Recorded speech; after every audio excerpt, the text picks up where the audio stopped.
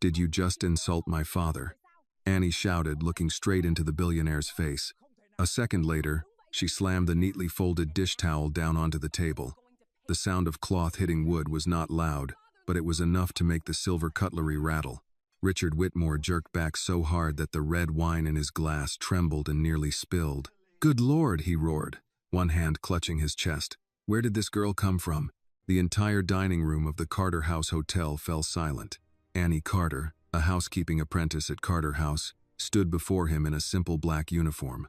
Her shoulders were straight, her chin was raised, and her eyes did not look away for even a second. Behind her stood Malcolm Carter, her father, the true owner of Carter House. But that was a secret Richard Whitmore still did not know. Richard stared at Annie for a moment, then let his gaze slide past her and settle on Malcolm. The corner of his mouth lifted into a contemptuous smile. "Is this your daughter?" he asked. Malcolm's voice remained low and calm. "Mr. Whitmore, I am asking you to lower your voice." Richard slowly took a sip of wine. He set the glass back on the table, then smiled as if he had just discovered an amusing little game. "So this is your daughter?" he said. "Well, that explains it. Like father, like daughter. Same low-class blood, same street manners." Annie's hands tightened at her sides. Richard leaned back in his chair, satisfied with the wound he had just inflicted. Then, without taking his eyes off Malcolm, he reached out and tipped over his glass of wine. The red wine spread across the spotless white tablecloth, ran over the edge, dripped onto the polished floor, and splashed between Malcolm's shoes. Richard pointed down at the spill. "All right," he said. "Since the two of you seem so eager to stand here and perform, get on your knees and clean it up." Malcolm did not move. Annie looked at the wine spreading across the floor, then lifted her eyes to Richard. "You did that on purpose?" Richard's smile widened. "Yes, I did. And you think my father is going to kneel in front of you?" "I think," Richard replied, his voice cold and composed, "when a man runs a restaurant this badly, he should be grateful for any chance to correct his mistakes." Charles Benton, the corporate attorney and Richard's longtime legal advisor, shook his head with carefully performed disappointment. He picked up his napkin, dabbed lightly at the corner of his mouth, and looked around the dining room as though addressing an invisible jury. "So this is the five-star restaurant you were so proud to recommend, Richard?" Charles said. "The food is late, the staff argues with guests, and now a janitor and his daughter are standing here interrogating a billionaire." Greg Miller, a private investor and Richard's closest business friend, burst into a loud laugh. It was rough, forced, and cruel. The daughter shouts in a customer's face. The father stands there pretending he has authority. "And we're supposed to call this fine dining?" Greg shook his head. "I have to admit, this place is entertaining." Richard was the first to laugh. "Humph." Greg immediately joined in. "Ha-ha." Then Charles released a smooth, cold, merciless laugh. "Ha-ha-ha." The three men laughed together at the table, surrounded by spilled wine and the silent eyes of everyone watching. Sarah Jenkins, the general manager of Carter House, hurried over from the reception desk. Her face was tense, but she tried to remain professional. "Mr. Whitmore," Sarah said, "we can resolve this respectfully." Richard's eyes snapped toward her. "Stay out of this unless you want your name included in the complaint." Sarah stopped. Annie pointed at the wine stain on the floor. "You insulted my father. You spilled wine on purpose like a spoiled man with no manners. Then you told us to kneel down and clean it up. And now your friends are laughing as if that makes you powerful." Richard slowly rose from his chair. "Listen carefully," he said. "I don't know who you think you are, but I know exactly who I am. I can buy this building before breakfast. I can have inspectors in your kitchen before noon. I can make 3 phone calls tonight and make sure no bank in Atlanta ever touches this place again." Greg pointed at Annie. "You should apologize while you still have a place in this restaurant," Charles added. "And your father should think very carefully before allowing an employee to embarrass a paying guest." Annie turned to Charles. "I am not just an employee." Richard scoffed. "No, you are worse than that. You are family, which means he taught you to behave this way." Malcolm stepped closer to Annie and gently placed a hand on his daughter's shoulder. "Everyone, please," Malcolm said. His voice was still calm, but beneath that calm was something tightly held back. "Do not let this go any further. Mr. Whitmore, I will speak to the kitchen personally." Your table will be served immediately. I will also ask our chef to prepare some of our finest dishes for you and your guests, completely free of charge. Short ribs, shrimp and grits, wine from the private cellar, anything you like. Let us make this right." Annie turned sharply to look at him, stunned. "Dad." Malcolm did not take his eyes off Richard. "Annie, let me handle this." Richard smiled as if he had just won. "There," he said. "That is the first intelligent thing I've heard from this place all evening." Greg chuckled. "Finally, someone remembers who the customer is." Charles raised his glass. "A little late, but at least it is progress." Richard looked down at the spilled wine, then back at Malcolm. "All right, you want to make it right, don't you?" He lightly dragged the toe of his shoe through the edge of the wine stain. "Start there." Malcolm's jaw moved once. Annie saw it. She stepped away from her father's hand and moved forward to face Richard. "No," she said. Richard narrowed his eyes. "No? No. You are not getting a free meal. You are not getting another bottle of wine. You do not get to threaten my father, insult the staff, pour wine on the floor, and call it service." Richard leaned closer to her. "Girl, one more word and you will learn what money can do." Annie did not step back. "And one more insult from you, and you will learn what my father has been too kind to show you." Richard did not recognize the warning. He was too angry to understand that the room was changing. Too arrogant to notice that the eyes around him no longer looked at Malcolm like a servant. He pulled out his phone and held it up in front of Annie. "You think I'm joking?" he snarled. "In 10 minutes, I'll have people here. I'll have this place inspected, shut down, cleaned out, and destroyed before midnight." Malcolm's hand slowly dropped to his side. Sarah whispered, "Mr. Carter?" Malcolm's expression changed. Richard tapped the screen of his phone, still glaring at Annie.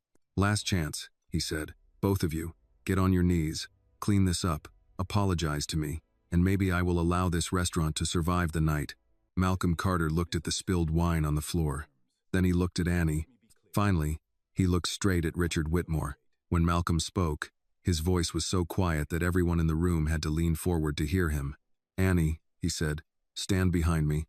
At first, Annie did not move. Her father had told her to stand behind him, but every part of her wanted to resist.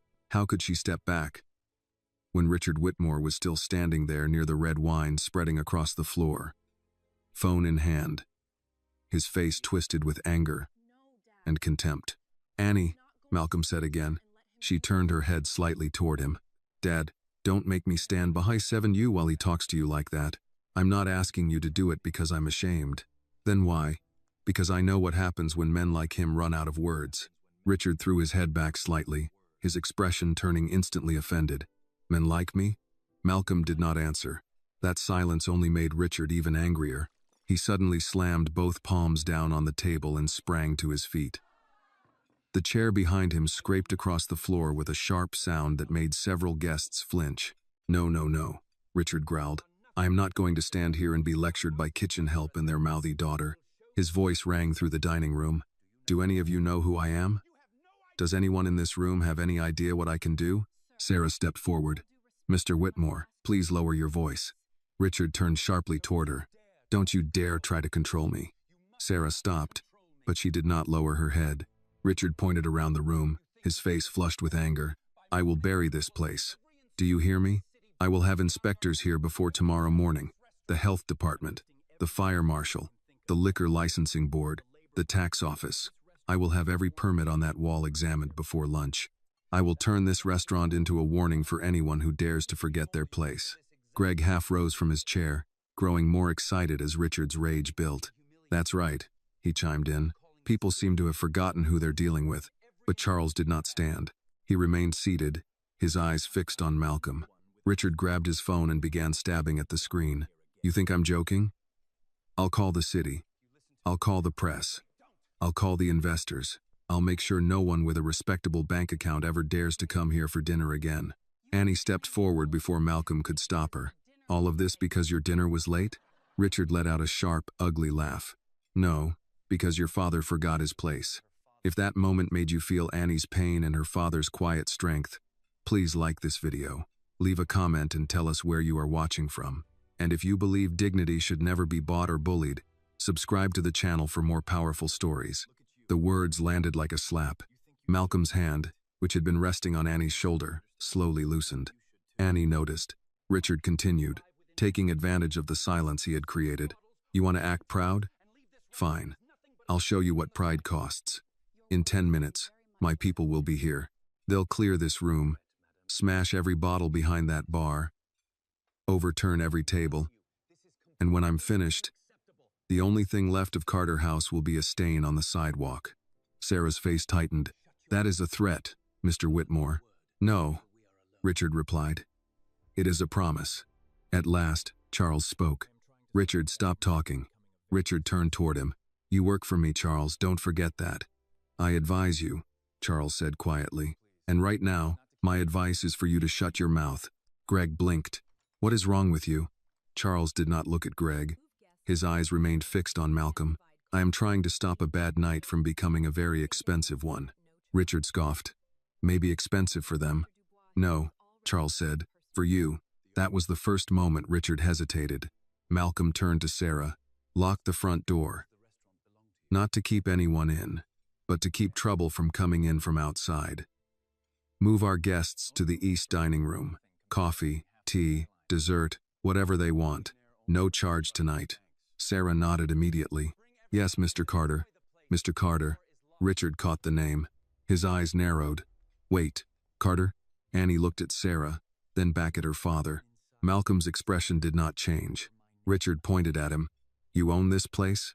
Malcolm answered calmly. Yes. Greg sneered. So what?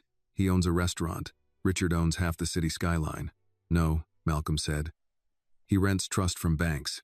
Greg's mouth opened, then closed again. Richard took a step forward. Careful. Malcolm looked directly into his eyes. You have had many chances to be careful tonight. Richard pressed the phone to his ear. I've had enough. A voice answered on the other end. Richard turned slightly away, but his eyes stayed locked on Malcolm and Annie. Get to Carter House now, he said. Bring everyone. I want this place cleared out and destroyed. If the front door is locked, break it down. Sarah drew in a deep breath. Annie's stomach tightened, but she did not step back. Richard smiled at her while still speaking into the phone. No, not later. Right now. I don't care who is inside. I want them scared enough to remember my name. Malcolm's face hardened only slightly, but Annie saw it. Richard ended the call and spread his arms. There, now we wait. Malcolm took out his own phone. He did not scroll through his contacts. He did not hesitate. He simply opened an existing conversation and typed 3 words. Annie saw them before he pressed send. Come inside now. He sent the message, then slipped the phone back into his pocket. Richard laughed. Calling your chef? No. The police? No. Then who? Malcolm looked at the spilled wine on the floor, then at Richard's polished shoes. People who understand the difference between empty words and consequences. Charles Benton went pale. Greg noticed and frowned. Charles? Charles whispered. We should not be here. Richard snapped. Stop saying that. I mean it. I said stop. Malcolm turned slightly toward Annie. Now stand behind me. This time she did, not because she was afraid of Richard Whitmore, but because she finally understood that her father had not been avoiding this fight. He had simply been holding it back for too long. Outside the restaurant, car doors began closing one after another. Richard smiled, trying to pull his confidence back into place. Good, my people are here. Charles slowly rose to his feet. For your sake, I hope they are not. The side door near the bar opened first. A man in a black suit walked in, then a second man followed. From the service hallway, 2 more appeared. They moved without rushing, without noise. They simply observed the room, as if they already knew every exit, every blind spot, and every working camera. Then an older man with silver hair entered. He buttoned his coat as he walked, calm and composed, as if he had only come for a private meeting. Sarah bowed her head. Charles Benton shot to his feet so quickly that his chair struck the table behind him. The silver-haired man stopped beside Malcolm. He glanced once at Richard, then bowed his head to Annie's father. Sir, he said. The word did not arrive loudly. It arrived clean. Boss. 1 syllable, spoken by an older man in a dark suit, and it changed everything Richard Whitmore thought he understood about the room. Annie stood behind Malcolm, close enough to see the back of his hand. It did not shake. It did not flex. Her father did not turn around, did not acknowledge the word with pride or surprise.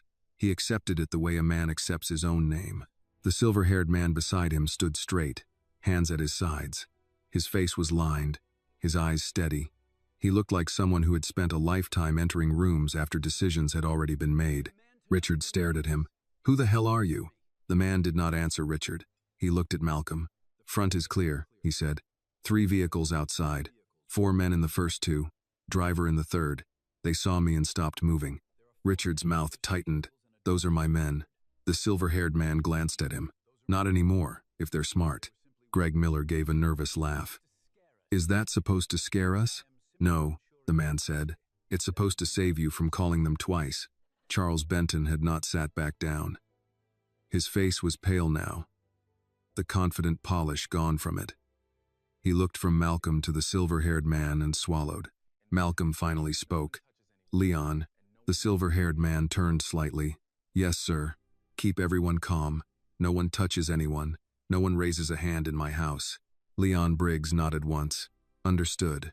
Annie heard the name, Leon. She had seen it once before, years ago, written on a Christmas card that arrived without a return address.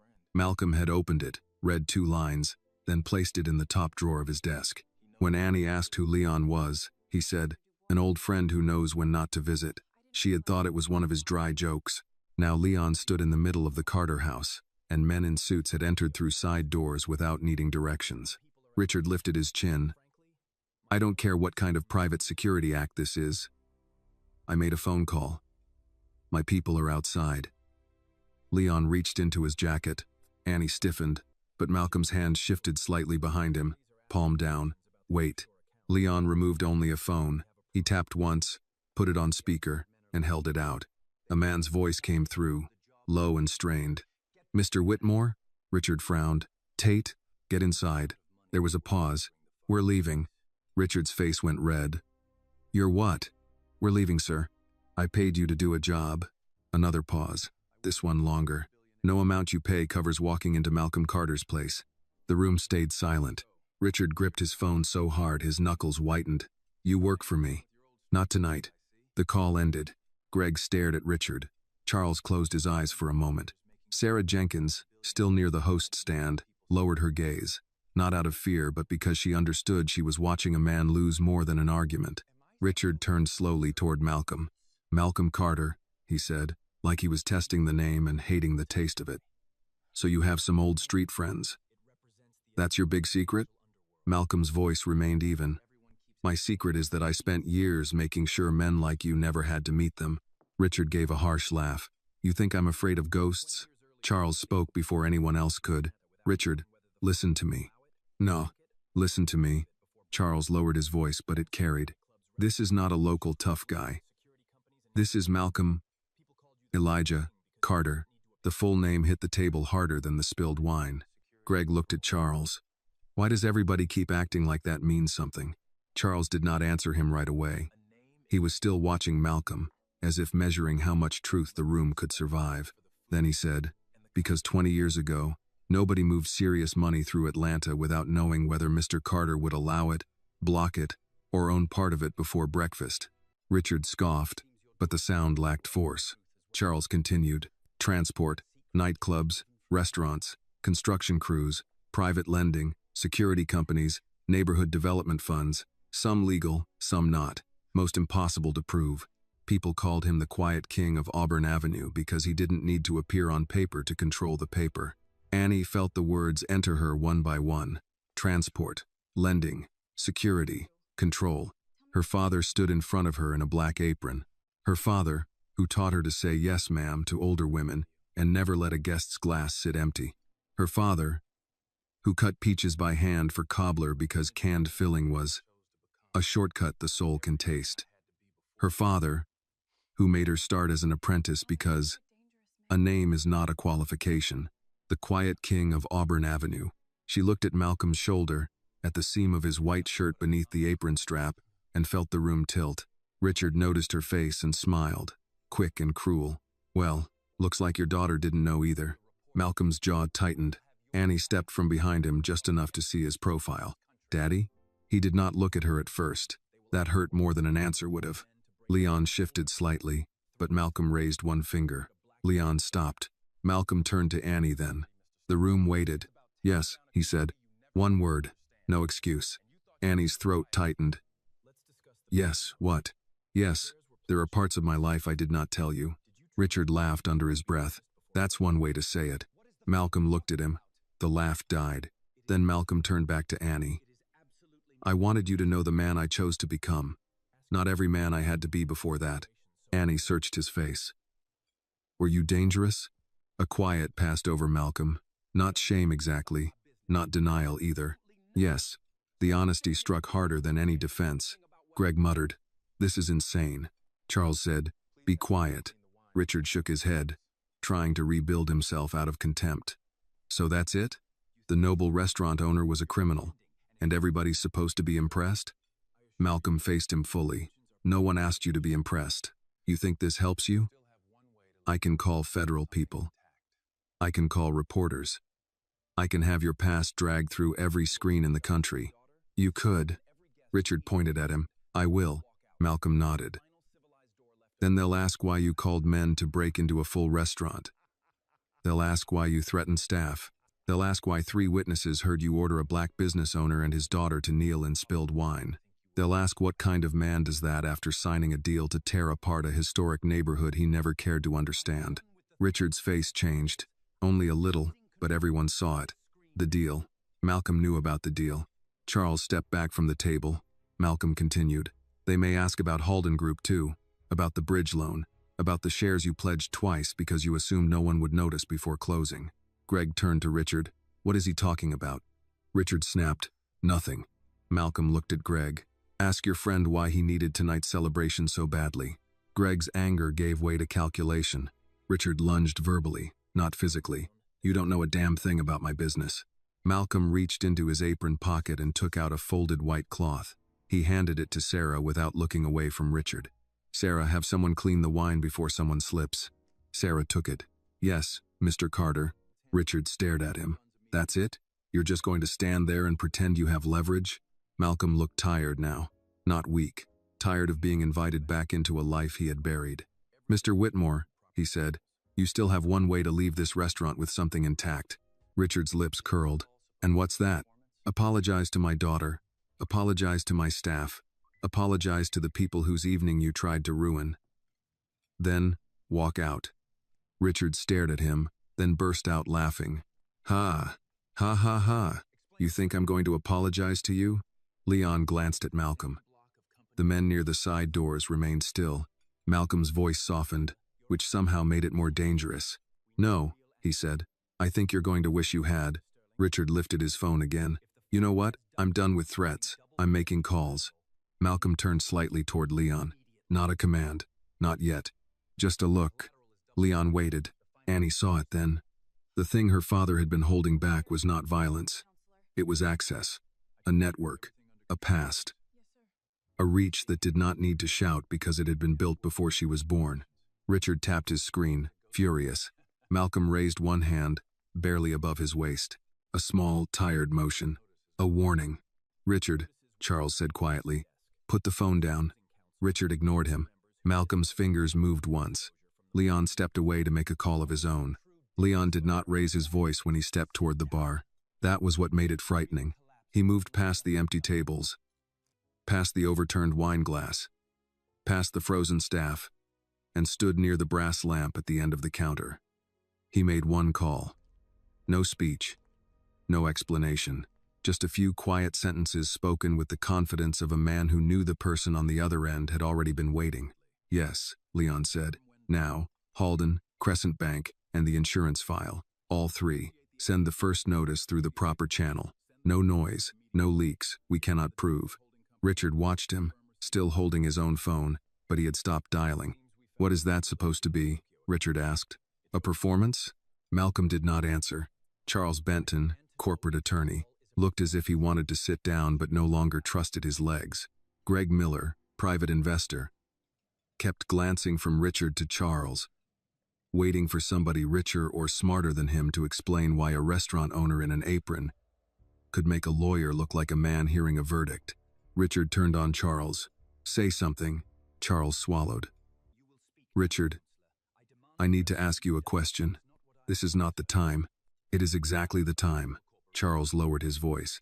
Did you pledge the same block of Whitmore Holdings shares to Crescent and to Northgate? Greg's head snapped toward Richard. What? Richard's face hardened. Careful, Charles. Charles did not blink. Did you? I handled financing. That isn't an answer. Richard stepped closer to him. You are my attorney, and I am telling you, as your attorney, that if Mr. Carter has documents showing double-pledged collateral, you need to stop speaking. Annie heard the words, but only part of their meaning reached her. Double-pledged collateral, financing, shares. Those were not kitchen words. They were not restaurant words. They belonged to a world her father had kept locked away. She looked at Malcolm. He was watching Richard, not with pleasure, but with the weary focus of a man cleaning up a mess he had hoped never to touch. Richard forced a laugh. This is ridiculous. You're all letting a ghost story scare you. Leon returned from the bar and stood beside Malcolm. First notice is out. Richard lifted his chin. To who? Leon looked at Malcolm first. Malcolm gave the smallest nod. To Crescent Bank's risk desk, Leon said. To Halden Group's closing counsel, and to 2 board members at Whitmore Holdings who don't like finding out about debt exposure from the morning news. Greg pushed away from the table. Richard, what debt exposure? Sit down, Richard snapped. No, I have money in that company. You have money because I let you make money. Greg's face flushed. And if you lied about the collateral? Richard pointed at him. Don't start acting righteous because you got scared. A phone buzzed. Then another. Charles looked down first. His screen lit his face. Greg's phone followed. Then Richard's. For a moment, nobody moved. Richard snatched up his phone and read the notification. His eyes moved once, then again. The color began to leave his face. Greg read aloud, voice thin. Whitmore Holdings faces emergency lender review after collateral concerns are raised in pending Halden transaction. He looked up. Richard. Charles closed his eyes. Damn it. Richard stabbed at his screen, calling someone. Pick up, pick up. He waited 2 rings, then cursed. Diane, call me back right now. Not in 5 minutes. Now. Leon stood quietly. Annie looked from phone to phone. Daddy, what did you do? Malcolm did not take his eyes off Richard. I told the truth to people who were already owed it. Richard spun toward him. You leaked confidential information.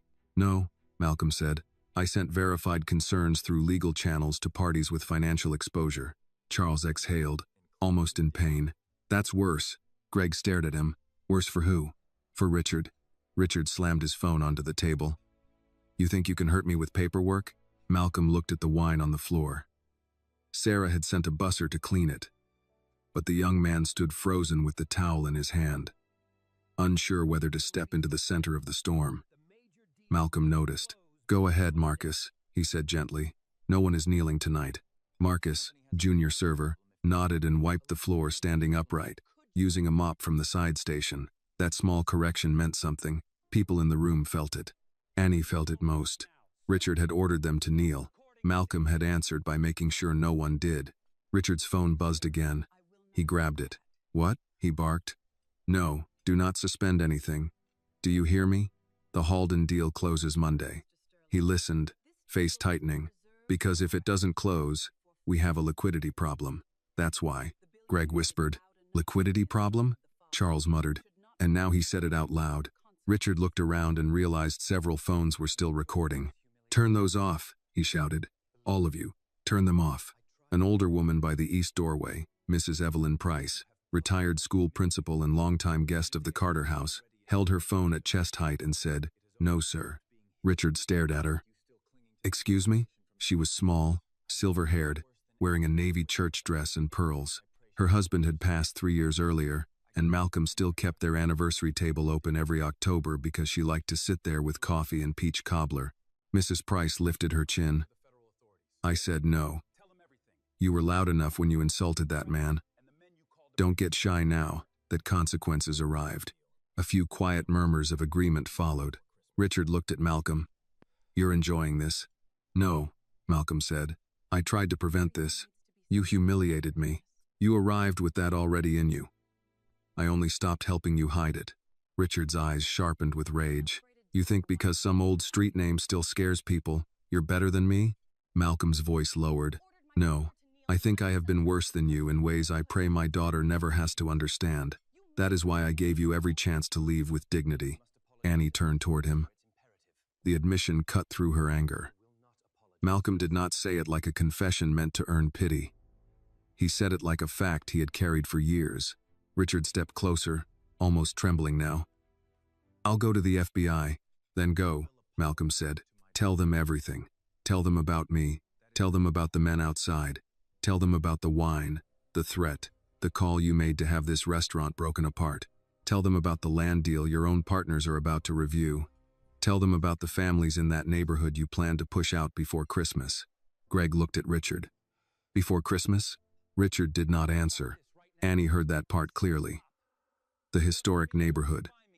The homes. The people whose churches, barbershops, porches, and Sunday dinners Richard had called sentiment. She stepped out beside Malcolm. That deal you celebrated tonight. That's the neighborhood near Auburn Avenue, isn't it? Richard's silence answered. Annie's voice changed. You came into a black-owned restaurant, celebrated tearing apart a black neighborhood, insulted my father, spilled wine on the floor, and told us to kneel. Charles murmured, Richard, for God's sake, apologize. Richard looked at Annie with pure contempt. I don't apologize because a waitress learned a few big words. Malcolm moved before Annie could respond. Only one step. Leon did not move. The men near the doors did not move. But Richard stepped back anyway. That one step told the room everything. Malcolm looked at him, and the calm in his voice was gone now, replaced by something colder. You will apologize to my daughter. Richard laughed, but it broke halfway. Or what? Another phone buzzed. Greg's. He looked down, then covered his mouth. Charles checked his own. Trading desk is asking whether Whitmore Holdings will issue a statement before pre-market. Richard snatched his phone again. More notifications, messages stacking, missed calls, a headline updating, numbers moving after hours, red and merciless. Leon said quietly, second notice cleared. Richard stared at Malcolm. Stop it. Malcolm said nothing. I said stop it. Malcolm looked at the table, at the spilled wine, at the empty chairs, at the staff he had spent years protecting from men who thought a tip bought their dignity. Then he looked back at Richard. You threatened to destroy my house, Malcolm said. I reminded yours what it was built on. For the first time all night, Richard Whitmore had no answer. His phone rang. He looked at the name on the screen and went still. Charles saw it. Is that Halden? Richard did not speak. Greg stepped away from him as if distance might save his investment. The phone kept ringing. Malcolm turned to Sarah. Make sure our guests have dessert. Tell the kitchen the peach cobbler goes out warm. Sarah nodded. Yes, Mr. Carter. Annie looked at her father. How can you think about dessert right now? Malcolm's eyes stayed on Richard. Because a man like him does not get to decide how this house ends its evening. Richard finally answered the call, his voice smaller than it had been 10 minutes ago. Yes, he said. No, this is being handled. He listened. His face collapsed by inches. No, he said. Do not pull the closing. Listen to me. Do not pull. The line went dead. The room heard the silence after. Richard lowered the phone slowly. Leon leaned toward Malcolm. Halden paused the transaction. Charles sat down as if his knees had given up. Greg whispered a curse. Annie did not understand every financial detail, but she understood Richard's face. It was the face of a man who had ordered others to kneel and just felt the floor vanish beneath him. Malcolm adjusted the cuff of his sleeve. Now, he said, quiet but clear, we can talk about your apology. Richard looked at Malcolm as if the word apology belonged to another language. The phone in his hand had gone dark, but he kept staring at it, waiting for the screen to save him. 10 minutes earlier, he had been the loudest man in the Carter house. He had laughed with his friends, thrown wine on the floor, threatened licenses, banks, inspectors, and violence. Now the room watched him stand beside his own table with the first real cost of the night sitting in his throat. Malcolm Carter did not move closer. He did not need to. Apologize, Malcolm said. Richard swallowed. You don't get to order me around. Annie stepped beside her father, close enough that their shoulders almost touched. Nobody ordered you when you told us to kneel. You seemed comfortable giving instructions then. Greg Miller shifted away from Richard's side of the table. Charles Benton sat with one hand over his mouth, eyes fixed on the white tablecloth, as if he could already see tomorrow's legal work spreading across it. Richard glared at Annie. This is between grown men. No, Annie said. You made it about me when you called me low class. You made it about the staff when you threatened their jobs. You made it about everyone in here when you tried to turn a restaurant into a stage for your ego. Sarah Jenkins stood near the host stand with her hands folded. The main dining room had not fully emptied after all.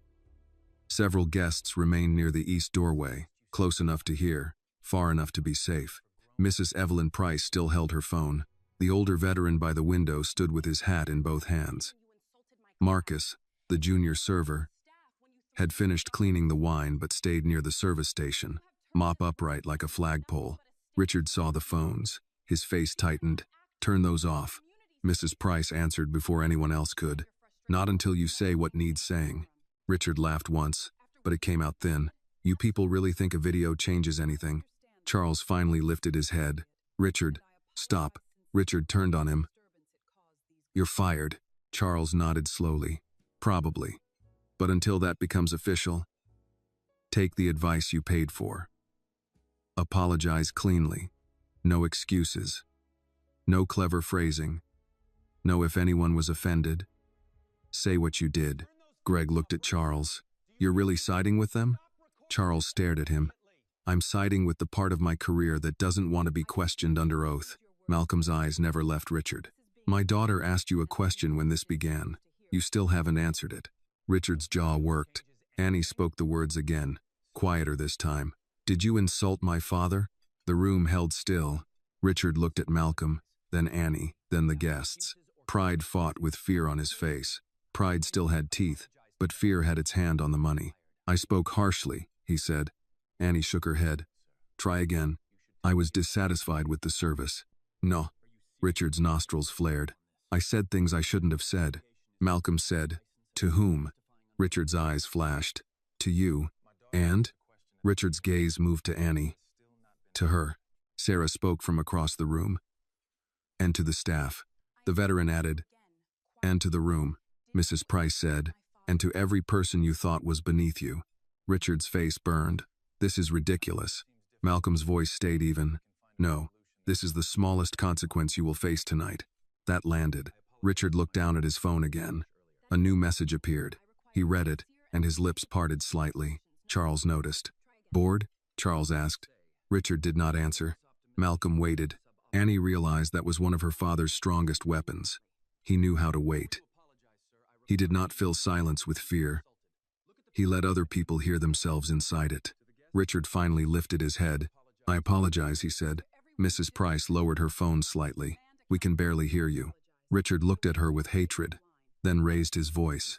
I apologize to Mr. Carter. Annie said. For what? Richard stared at her. She stared back. For insulting him, he said. And? For speaking disrespectfully. And? Richard's grip tightened on the back of his chair. For spilling the wine. You did not spill it, Annie said. You poured it. A murmur went through the room. Richard closed his eyes. For pouring the wine, and telling us to kneel. His eyes opened. Malcolm turned slightly toward Annie, not stopping her, only watching. Richard's voice dropped. For telling you to kneel. Annie did not let him look away. Say why you thought you could. Charles muttered. Jesus, Annie. She did not move. Say it. Richard's face hardened again. I don't know what you want from me. Yes, you do, she said. You walked in here and saw a black man in an apron. You decided he was less than you before he even opened his mouth. Then you saw me in uniform and decided the same thing about me. That is what happened. Say it. The silence that followed was not empty. It was full of years. Years of swallowed comments, polite smiles, lowered heads, older men teaching younger ones which rooms were safe and which ones were only pretending. Richard looked around. And for once the room did not help him. No friendly laughter. No waiter rushing to rescue his comfort. No attorney smoothing the edge. No investor clapping him on the back. Only people waiting. Richard spoke through his teeth. I judged you by your race and by the work I thought you did. Annie held his gaze. And? And I was wrong. The words came out like they cost him money. Malcolm nodded once. That is enough. No, Annie said. Malcolm looked at her. She turned to him, her voice softer but firm. Daddy. Not yet. Richard let out a bitter laugh. What now? Annie looked at the staff. Marcus. Elise. Sarah. The dishwasher. Luis. Still half hidden by the service hallway. People who had carried plates, wiped counters, smiled through insults, and gone home with sore feet because rent did not care how customers behaved. You apologize to them, Annie said. Not as background people. By name if you know them. And if you don't know their names, that's part of the problem. Richard looked trapped. Sarah stepped forward. My name is Sarah Jenkins. He looked at her. I apologize, Miss Jenkins. For? Annie asked. Richard exhaled hard.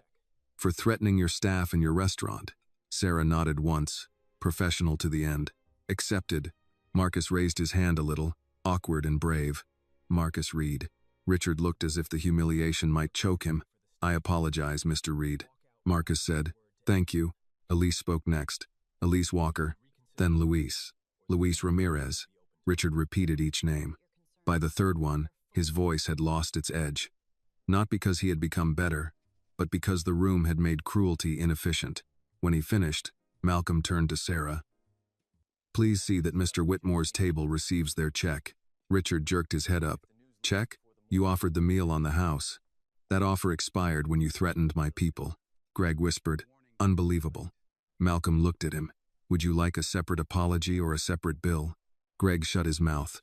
Charles almost smiled, then stopped himself. Sarah returned with the leather check presenter and placed it on the table. Richard did not touch it. Malcolm said, You will pay your bill, leave a proper gratuity for the staff you abused, and walk out without another word to anyone in this room. Richard leaned close enough that only Malcolm and Annie could hear clearly. You think tonight is over? Malcolm's face did not change. No. I think tonight is the part you will wish was over. Richard stared at him. Then he signed the check with a hard slash of the pen, added a tip large enough to insult no one, and pushed the presenter away. He grabbed his coat. Greg followed quickly. Charles remained a moment longer. The attorney looked at Malcolm. For what it's worth, I told him to stop. Malcolm said, You told him late. Charles accepted that with a small nod and left. Richard walked toward the exit, but near the door he turned back, unable to resist one last attempt at dignity. This city forgets fast, he said. Mrs. Price answered from the east doorway. Not people like us. Richard's face tightened. He stepped outside. Through the front glass, Annie saw the men who had come for him standing near their SUVs, not looking at him. Leon's people remained where they were, still as shadows. The door closed behind Richard Whitmore. For a moment, nobody spoke. Then the old veteran near the window began clapping. Once. Twice. Slow. Heavy. Deliberate. Mrs. Price joined him. Marcus did. Sarah did. Soon the sound filled the dining room, not wild, not celebratory, but steady.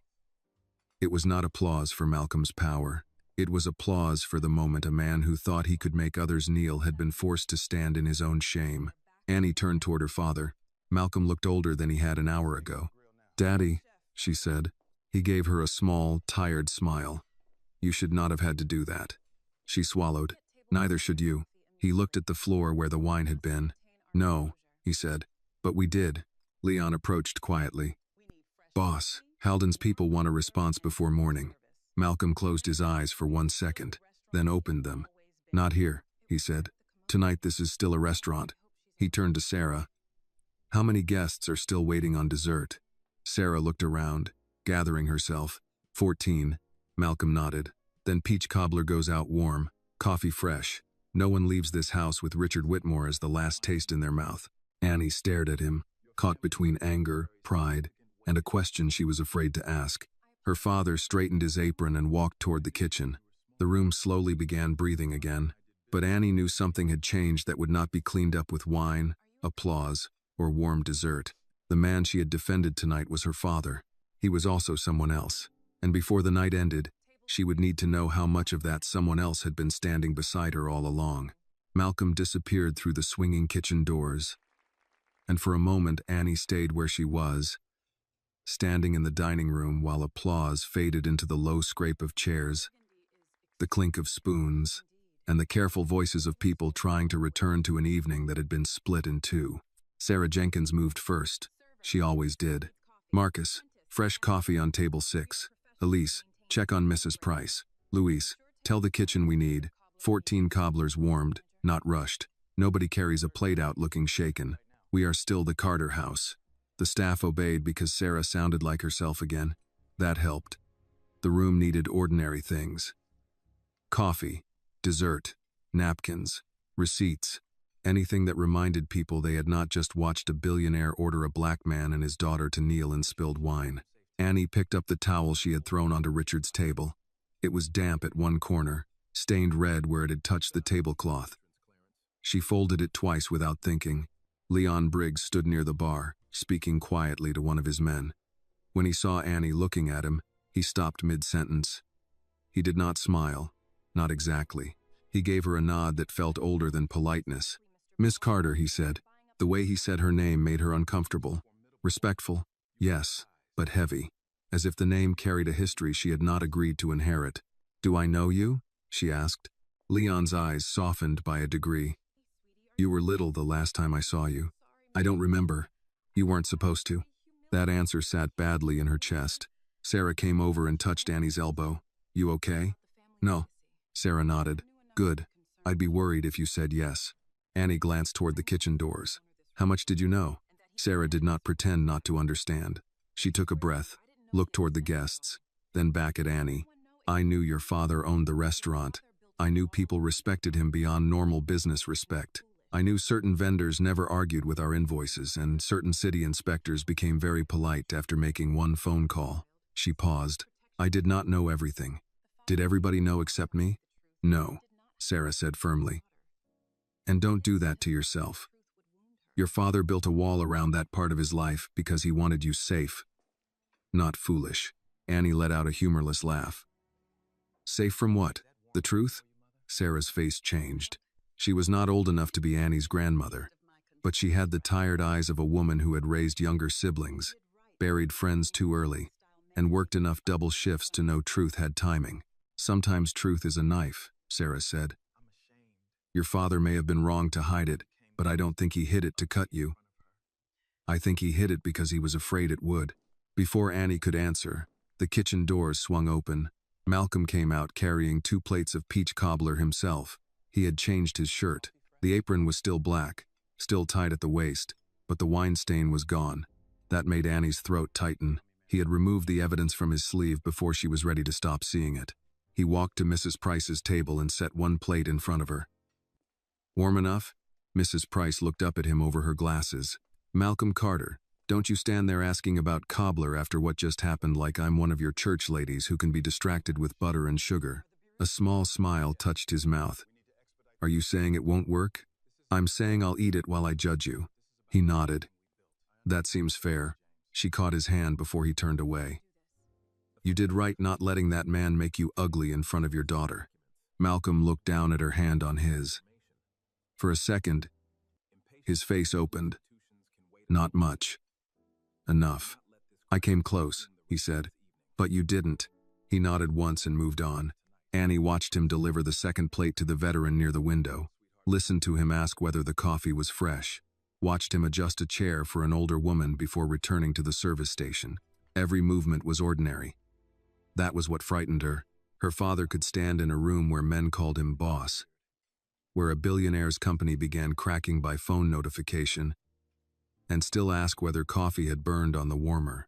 Leon approached Malcolm near the bar. Halden's counsel wants a direct answer tonight. Malcolm's voice stayed low, but Annie moved close enough to hear. Tell them I will not speak from my dining room. They asked for assurance that the documents came from a credible source. Malcolm glanced at him. They know who the source is. They want you to say it. Then they can wait until morning. Leon accepted that. Crescent won't wait. Crescent waited when they took Whitmore's papers without asking the right questions. They can wait 1 night for my statement. Annie stepped in. Your statement? Both men turned. Malcolm's expression shifted, the father returning before the other man could speak. Annie. No, don't Annie me like I walked into a private office. This is my restaurant too, apparently, if family means anything. What statement? Leon looked at Malcolm, asking permission without asking aloud. Malcolm said, Mr. Whitmore's deal was weaker than he made it look. Some people who trusted him needed to be warned. You knew before tonight? Yes. How long? A few weeks. Annie stared. So when he walked in here, you already knew he was trying to tear up that neighborhood? I knew he was part of it. And you let him sit down? Malcolm's jaw tightened. A restaurant is not a courtroom. We serve people. We do not interrogate every guest at the door.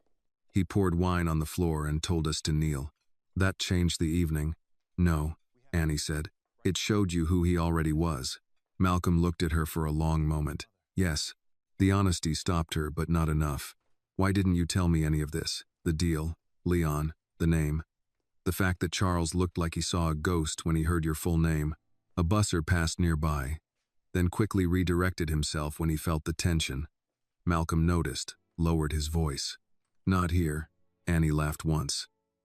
You keep saying that. Not here. Not now. Not in front of people. When, Daddy? When do I get to know who I've been defending my whole life? His face changed at that.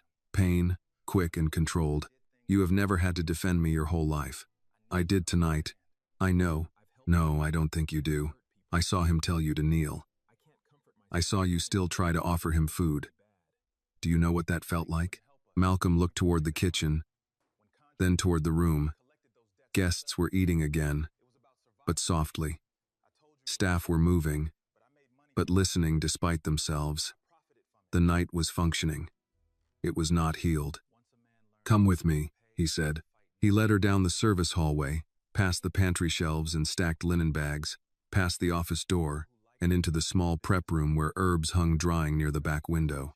It smelled like thyme, lemon peel, and flour. When Annie was younger, she used to sit on the metal stool there and do homework while Malcolm checked inventory. He closed the door. For the first time that night, the noise of the restaurant became distant.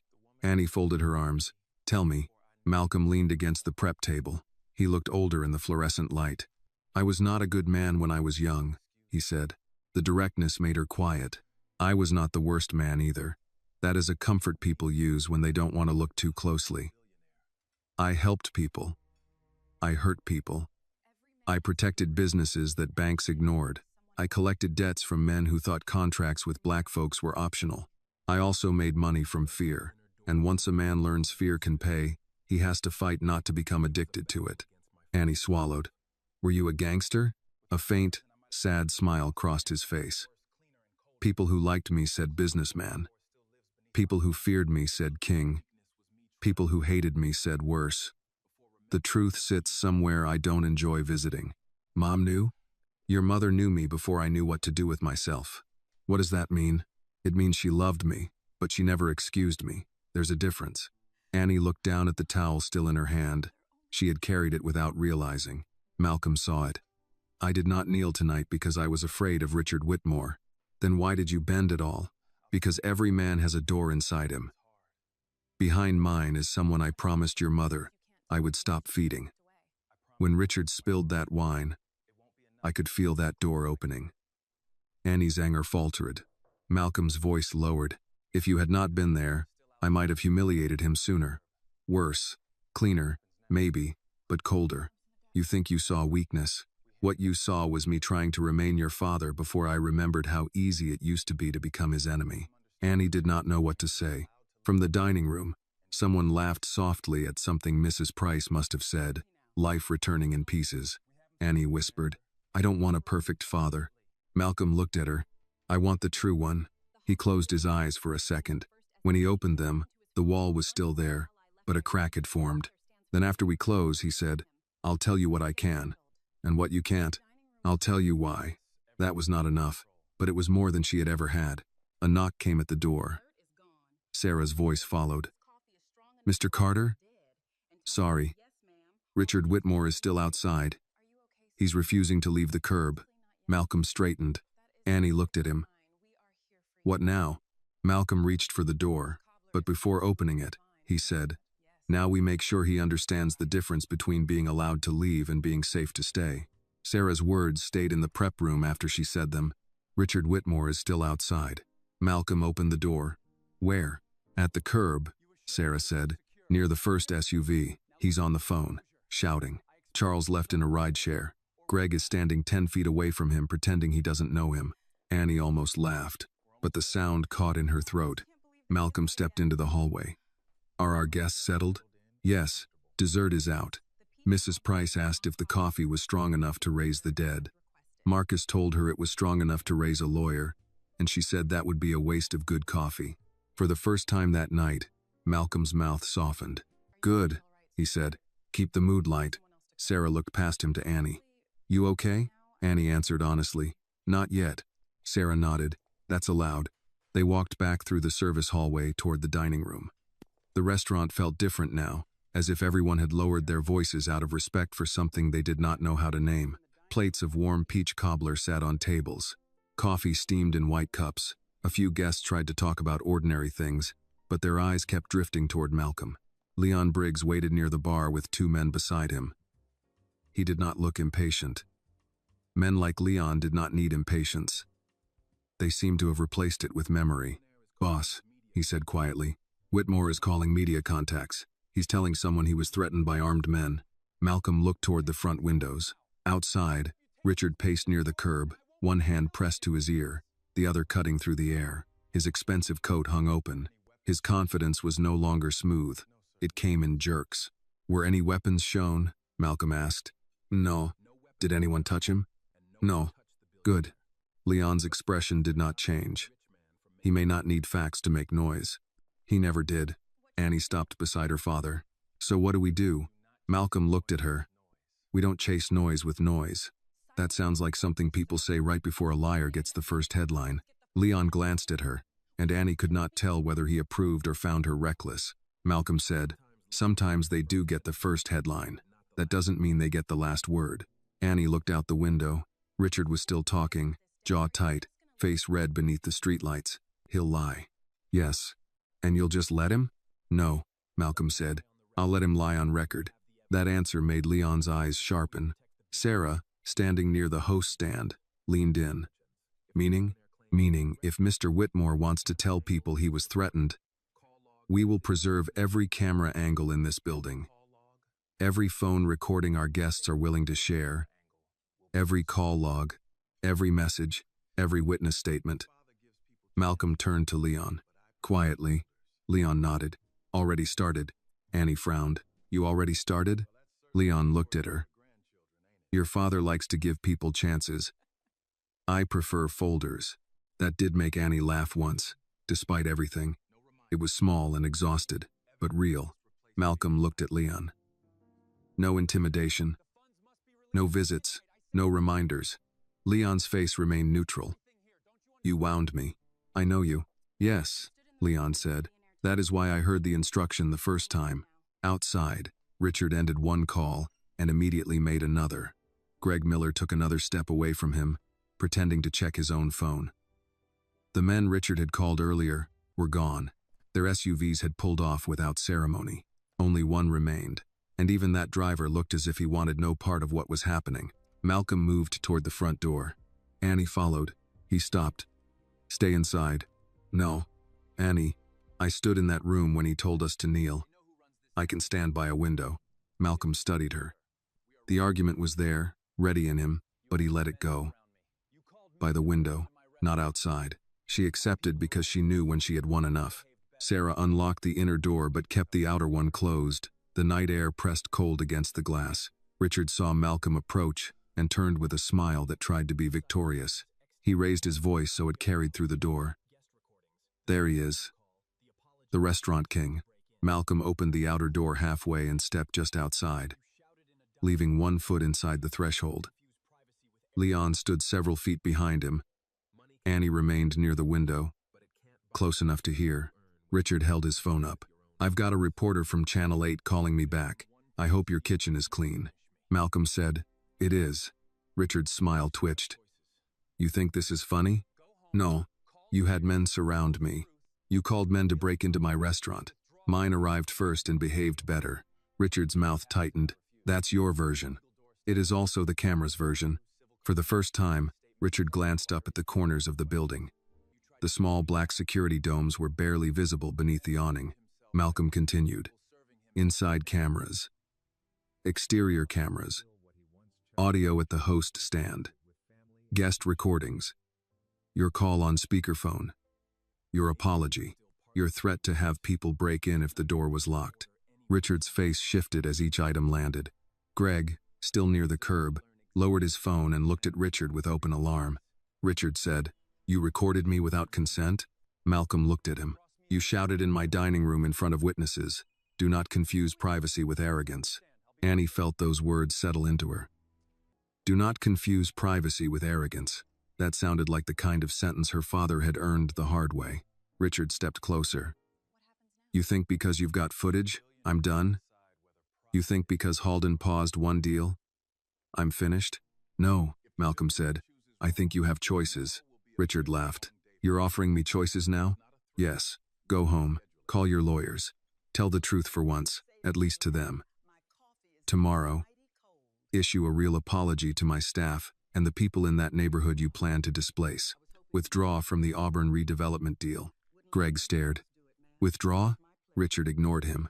"And if I don't?" Malcolm's voice stayed calm. "Then every legal door you open tonight stays open. Financial review, civil complaints, witness statements, press inquiries, shareholder questions. Your board will decide whether you are a liability before breakfast Monday." Richard's eyes narrowed. "You'd burn me down over a restaurant argument?" Malcolm took one slow step closer. "No. You burned yourself down because you thought the people serving you had no names." For a second, Richard had no answer. Then he leaned in and hissed, "You're still what you were. Don't dress it up with family and peach cobbler." Annie's hand tightened around the window frame. Malcolm did not flinch. "Maybe, but tonight I did not order anyone to kneel." Richard's face hardened. He looked past Malcolm and saw Annie behind the glass. "Your daughter will learn what kind of man you really are," he said. Malcolm's expression changed. "Not much. Enough." "She will," he said. "From me." Richard looked ready to spit out one more threat, but his phone rang. He checked the screen. His face went still again. Greg stepped closer. "Who is it?" Richard did not answer. He turned away and took the call, lowering his voice for the first time all evening. Malcolm watched him for a moment, then stepped back inside. Sarah locked the door behind him. Annie met him near the host stand. "What now?" "Now he decides whether pride is worth more than survival. And if he decides wrong?" Leon answered before Malcolm could. "Then tomorrow will be a very long day for Mr. Whitmore." Malcolm looked at him. Leon gave a small shrug. That was not a threat. Merely scheduling. Sarah exhaled through her nose, almost a laugh. From the east dining room, Mrs. Price called, "Malcolm, if you are done saving Atlanta, my coffee is getting cold." The tension cracked just enough for people to breathe. Malcolm turned toward the sound. "Yes, ma'am." Annie watched him walk back into the restaurant, not to command men in suits, not to destroy a billionaire, but to refill an old woman's coffee himself. That was the part that confused her most. The dangerous man and the decent man were not standing in different places. They were both her father, and by the time the front door closed against the cold Atlanta night, Annie understood that the hardest truth would not be learning what Malcolm Carter had done. It would be learning how much of him had changed, and how much had only gone quiet. By the time the last guest left the Carter house, the clock over the bar had passed midnight. The restaurant looked almost normal again. Chairs were tucked in. Glasses had been cleared. The white tablecloth from Richard Whitmore's table was gone, carried to the laundry room with the red stain folded inward. Marcus wiped down the bar in slow circles. Elise checked the salt cellars. Luis came out from the back with a bus tub and asked Sarah if she needed anything else before he clocked out. Sarah said, "Go home, Luis, and thank you." He looked toward Malcolm, who stood near the kitchen doors reading something on Leon's phone.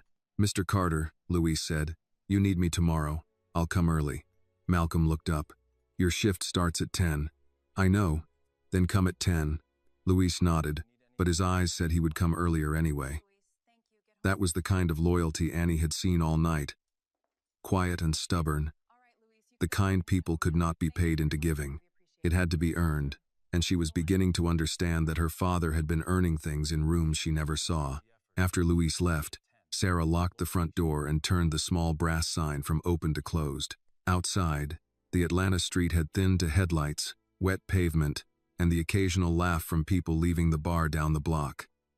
Richard Whitmore was gone. His SUV had pulled away 20 minutes earlier after 2 more calls, one short and angry, one long and quiet. Greg Miller had left before him, without a handshake. Charles Benton never came back. Inside, Leon stood beside Malcolm with his phone in one hand and a folded file in the other. "Crescent wants a meeting at 8, Leon said. "No," Malcolm replied. Leon did not blink. "They said it has to be before market activity picks up. Then they should have asked better questions before they guaranteed Whitmore's paper." Leon's mouth twitched. "That is almost exactly what I told them, only with less grace." Sarah, counting receipts near the host stand, looked over her glasses. "Leon, do I want to know why a bank is calling a restaurant after midnight?" "No, ma'am," Leon said. "Good. I'm too tired to learn finance from a man who looks like he knows where bodies are buried." Leon considered that. Figuratively these days. Sarah paused. Malcolm looked at him. Leon added, "Mostly." Annie should have laughed. On another night, she might have. But the word bodies landed too close to the question sitting in her chest. She stood by the service station, still in uniform, still holding the folded towel she should have dropped in laundry long ago. She had not clocked out. No one had told her to. Maybe no one knew how to send the boss's daughter home after watching her challenge a billionaire. Malcolm noticed her silence. "Sarah," he said, "thank you for tonight. Make sure everyone gets paid for the full shift and the extra hour." Sarah closed the ledger. "Already done. And add a bonus." "Already noted." He gave her a tired look. "You anticipated me? I've managed this floor for 7 years, Malcolm. You are not as mysterious as men like to think they are." Leon made a low sound that might have been approval. Sarah picked up her coat, then stopped beside Annie. "Go easy on him, but don't let him dodge." Annie looked at her. "That sounds like 2 different instructions." "It is. Good daughters learn balance." Sarah squeezed her arm and left through the side entrance. The door clicked shut behind her. Now only Annie, Malcolm, and Leon remained in the dining room. For the first time all night, Malcolm seemed to feel the silence. He looked at the tables, the bar, the framed photographs along the wall. Grandmothers in church hats, men in work shirts outside old grocery stores, women stirring pots in church basements, a black and white photo of Annie's mother standing in front of the restaurant before it officially opened, one hand on her hip, smiling like she already knew it would survive. Malcolm's eyes rested there longest. Leon saw it and lowered his voice. "I can handle the calls." Malcolm nodded. "Do that. Do you want me nearby?" "No." Leon looked at Annie, then back at Malcolm. "You sure?" Malcolm's answer came after a beat. "Yes." Leon accepted it. He walked toward the service corridor, then stopped beside Annie. "Miss Carter," she looked at him. "Are you going to tell me to be patient too?" "No." He slipped one hand into his coat pocket. "Patience is useful when the truth is late, not when it has been kept waiting on purpose." Malcolm's face tightened slightly. Leon continued, "But remember this. Your father was never careless with you. Not once." Annie held his gaze. "That doesn't make him honest." "No," Leon said. "It makes the dishonesty more painful." Then he left. The room felt larger without him. Malcolm took off his apron slowly and folded it over the back of a chair. Annie watched the movement. She had seen him do it 1,000 times. But tonight it looked ceremonial, as if he were setting one life down before speaking from another. "Come sit," he said. She did not want to sit. Sitting felt too calm, but her feet hurt, and anger did not make them hurt less. She followed him to the table near the kitchen, the one staff used for family meal before service. Malcolm pulled out a chair for her. She sat. He sat across from her. For a few seconds, neither spoke. Annie broke first. "Was Leon part of it?" "Yes." "Part of what exactly?" Malcolm looked at his hands. Large hands. Cook's hands. Father's hands. Maybe other things too. "Protection," he said. "Collections, transport, private lending, real estate pressure. Things that were legal on paper and ugly underneath. Things that were illegal, no matter how clean the paper looked." Annie breathed in slowly. Did you hurt people?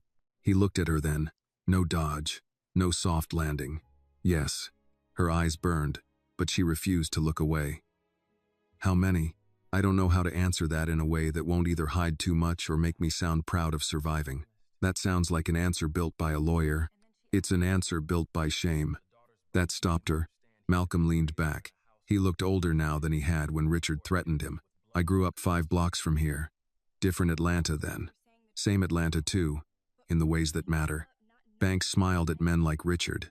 They locked doors on men like my father.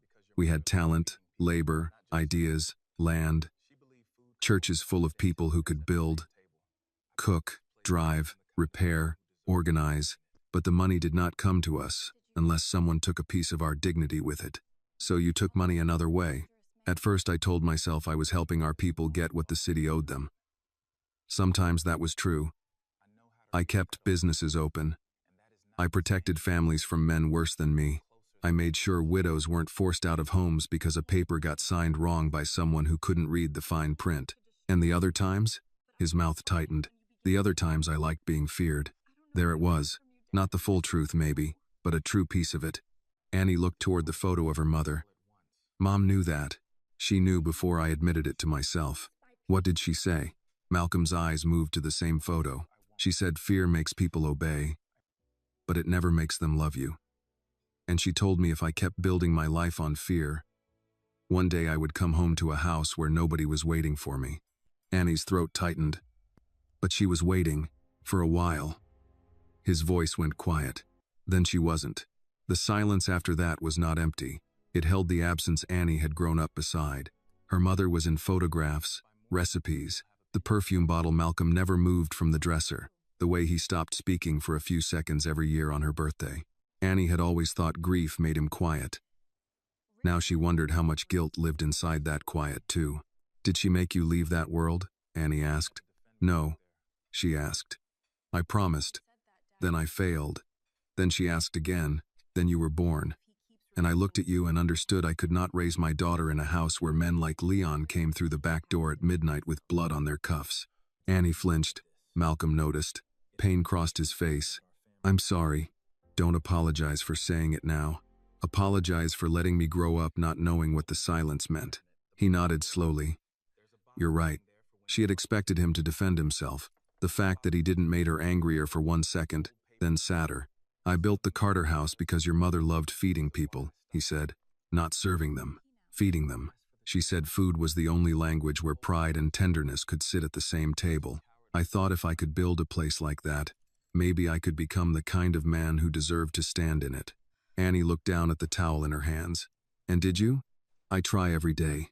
Outside, a siren passed several streets away and faded. Annie asked the question that had been waiting since Richard said the name like a threat.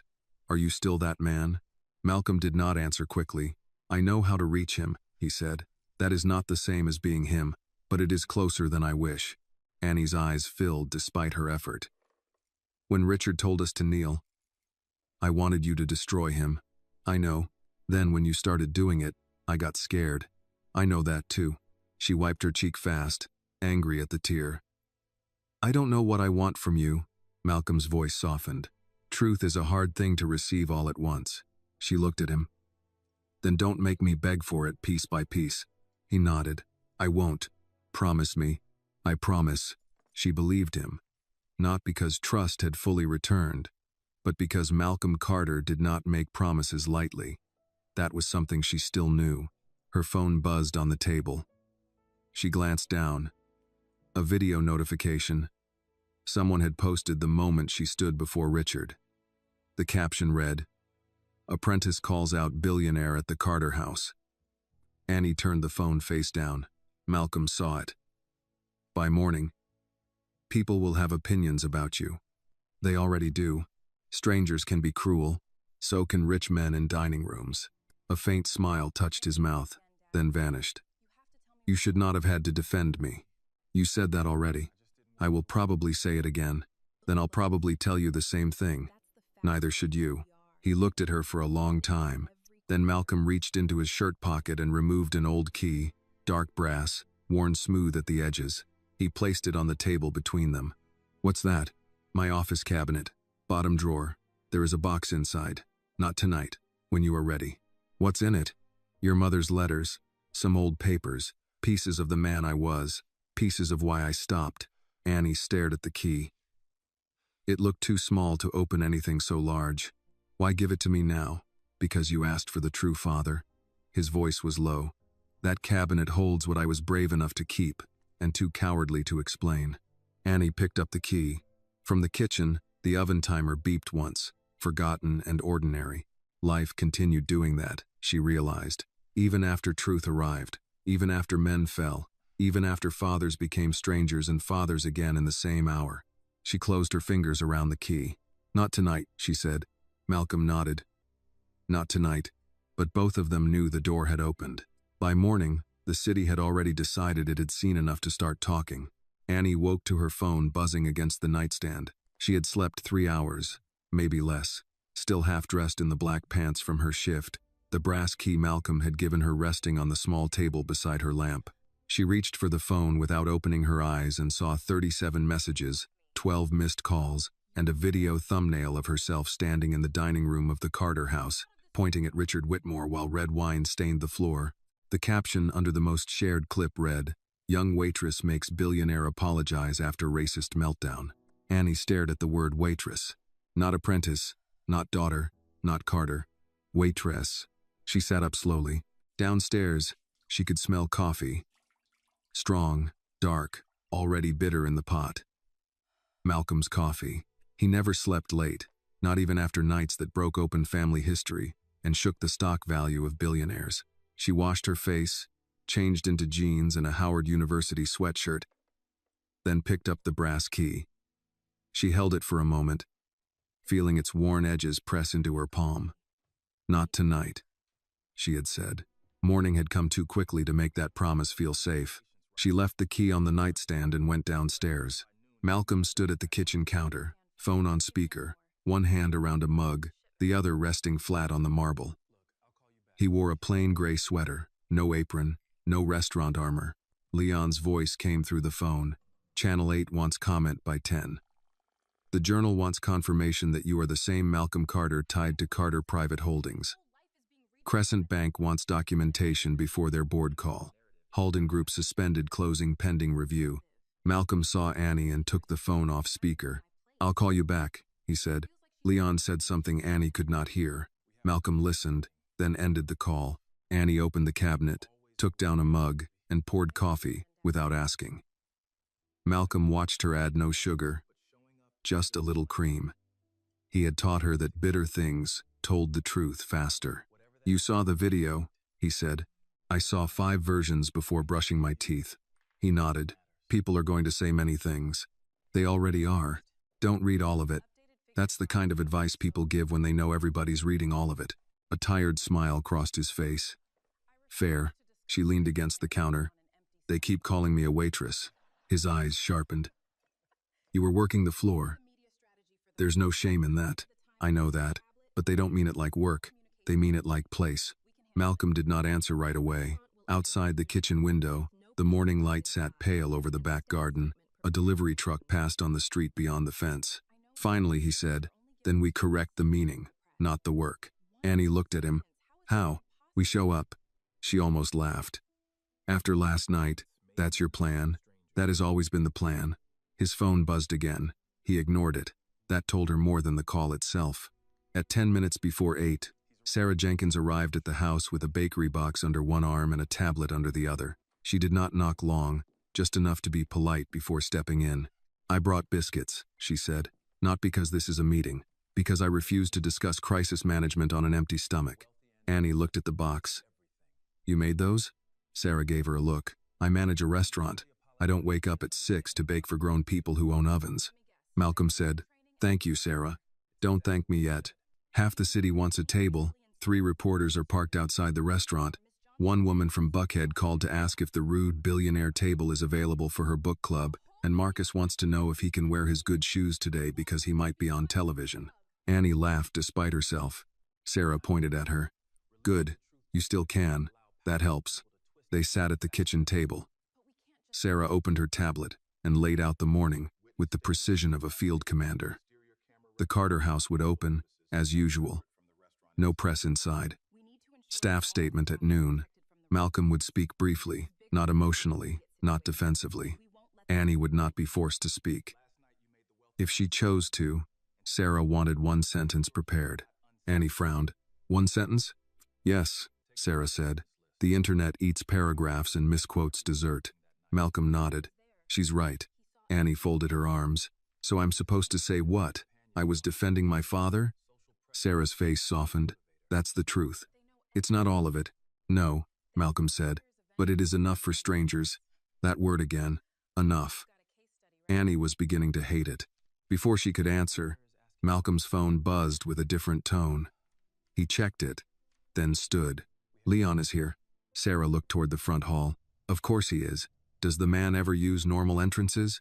Leon Briggs entered through the side door 2 minutes later, carrying a brown leather folder and wearing the same dark composure from the night before. He greeted Sarah with a nod, Annie with a respectful, Miss Carter, and Malcolm with nothing more than eye contact. Some conversations between them did not need sound. He placed the folder on the table. Whitmore released a statement.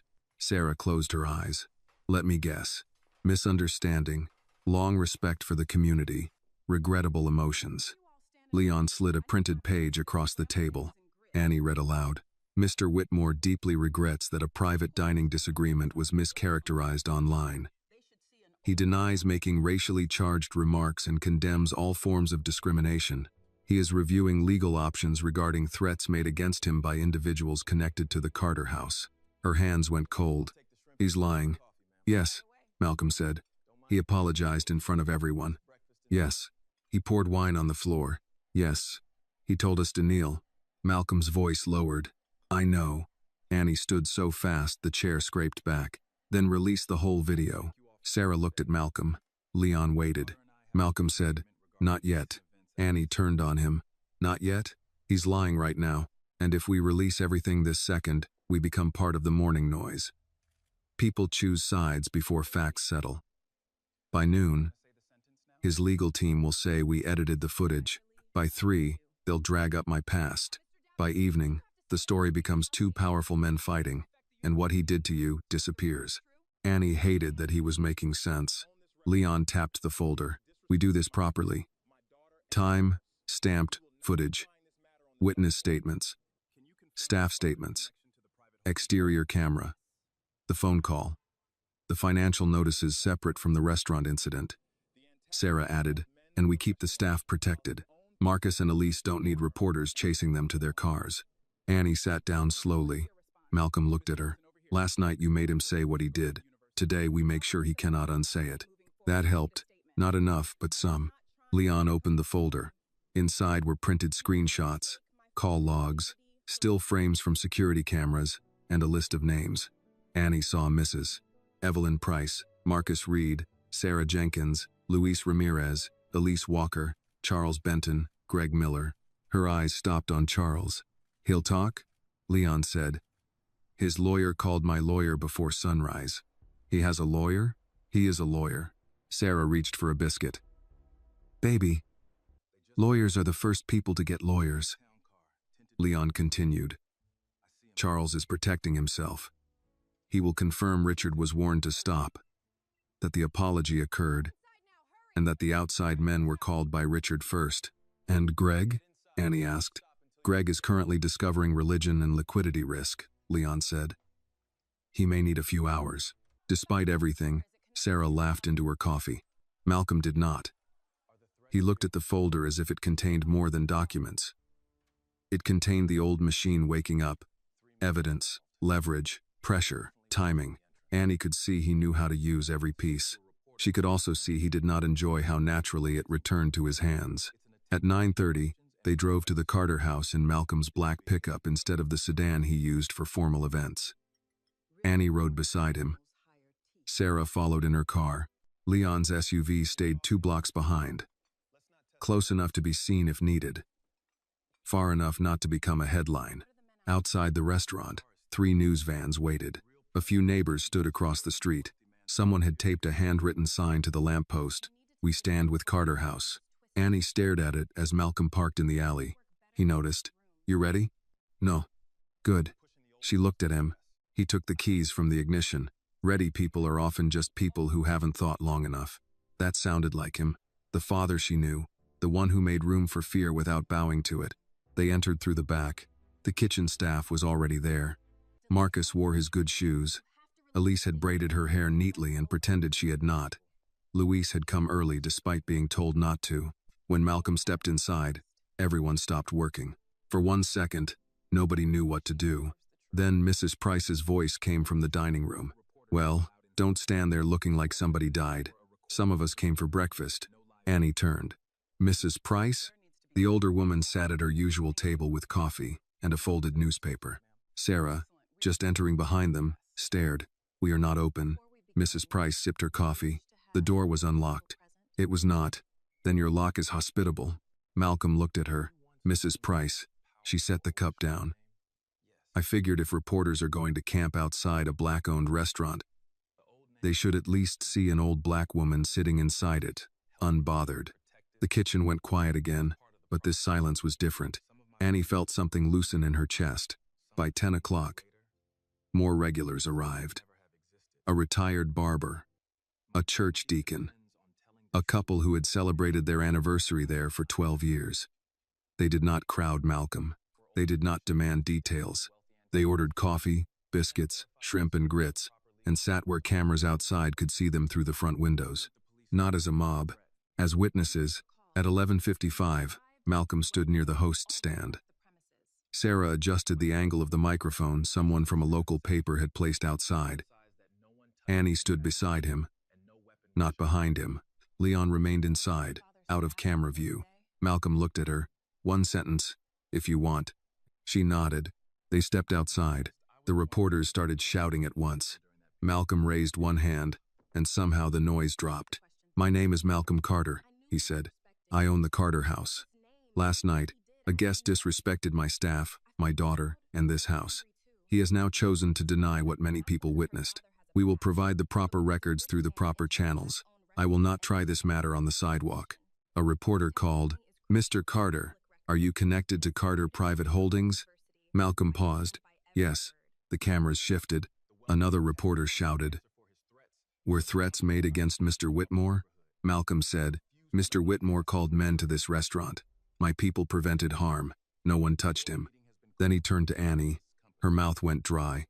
She looked at the cameras, the neighbors, the regulars inside the window, and finally at her father. She said, I was not trying to become a story.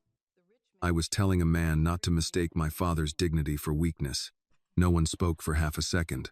Then Mrs. Price, visible through the window, lifted her coffee cup like a toast. Annie almost smiled. Malcolm placed a hand lightly between her shoulders, not guiding her away, just letting her know he was there.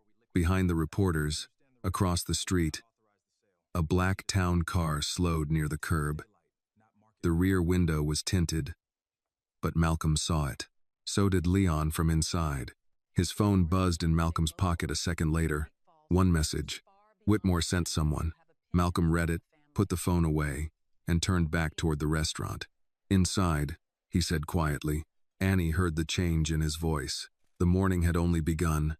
Inside, Malcolm said again, quiet enough that only Annie heard the edge beneath it. She did not argue, not because she had stopped wanting answers, but because she had learned his voice now had layers. The father voice, the owner voice, the old voice. This one carried all three. Sarah Jenkins opened the front door and guided Annie back into the Carter house while reporters shouted over one another behind them. Mr. Carter, who sent the car? Is Richard Whitmore threatening your family? Are you connected to organized crime in Atlanta? The last question hit the air before the door closed. Annie turned at the sound of it, but Malcolm did not. He stepped inside, let Sarah lock the door, then looked through the glass at the black town car across the street. Leon Briggs was already moving from the bar toward the host stand. 3 men, Leon said. Driver stayed in. One in the back seat. One got out and spoke to the reporter in the gray jacket before you came inside. Sarah's mouth tightened. So they're feeding questions. Looks that way. Annie looked from Leon to Malcolm. Richard sent somebody to ask about your past in front of cameras. Malcolm watched the car. Richard is not creative. He is cornered. Mrs. Price, still at her table with coffee, lifted one eyebrow. Cornered animals bite, rich ones hire teeth. A few regulars near the window murmured agreement. Malcolm turned from the glass. Sarah, move everyone away from the front windows. Mrs. Price set her cup down. Malcolm, don't start treating us like porcelain. I'm treating you like people sitting in front of glass. The retired barber, Mr. Harlan, stood and picked up his plate. He's right, Evelyn. Come on. Biscuits taste the same from the other side of the room.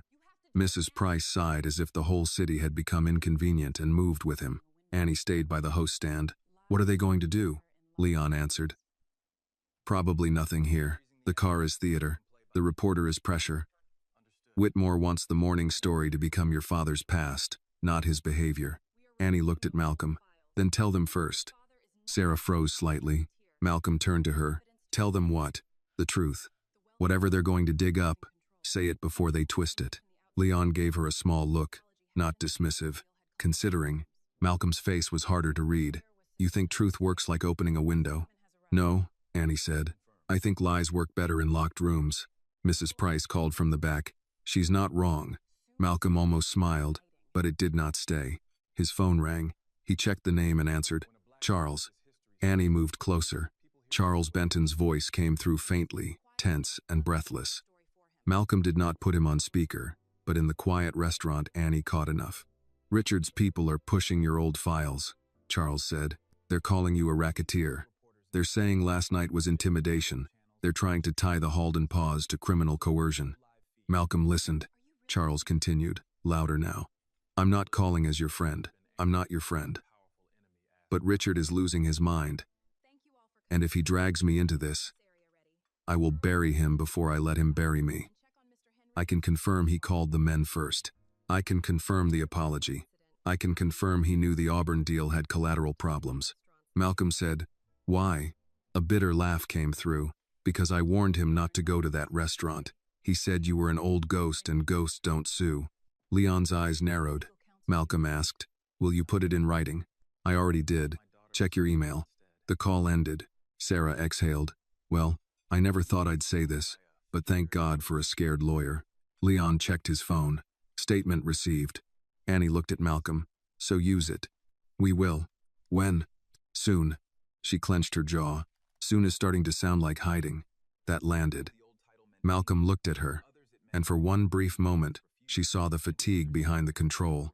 Annie, he said, when a black man with my history speaks too quickly, people stop hearing words and start hearing what they expected.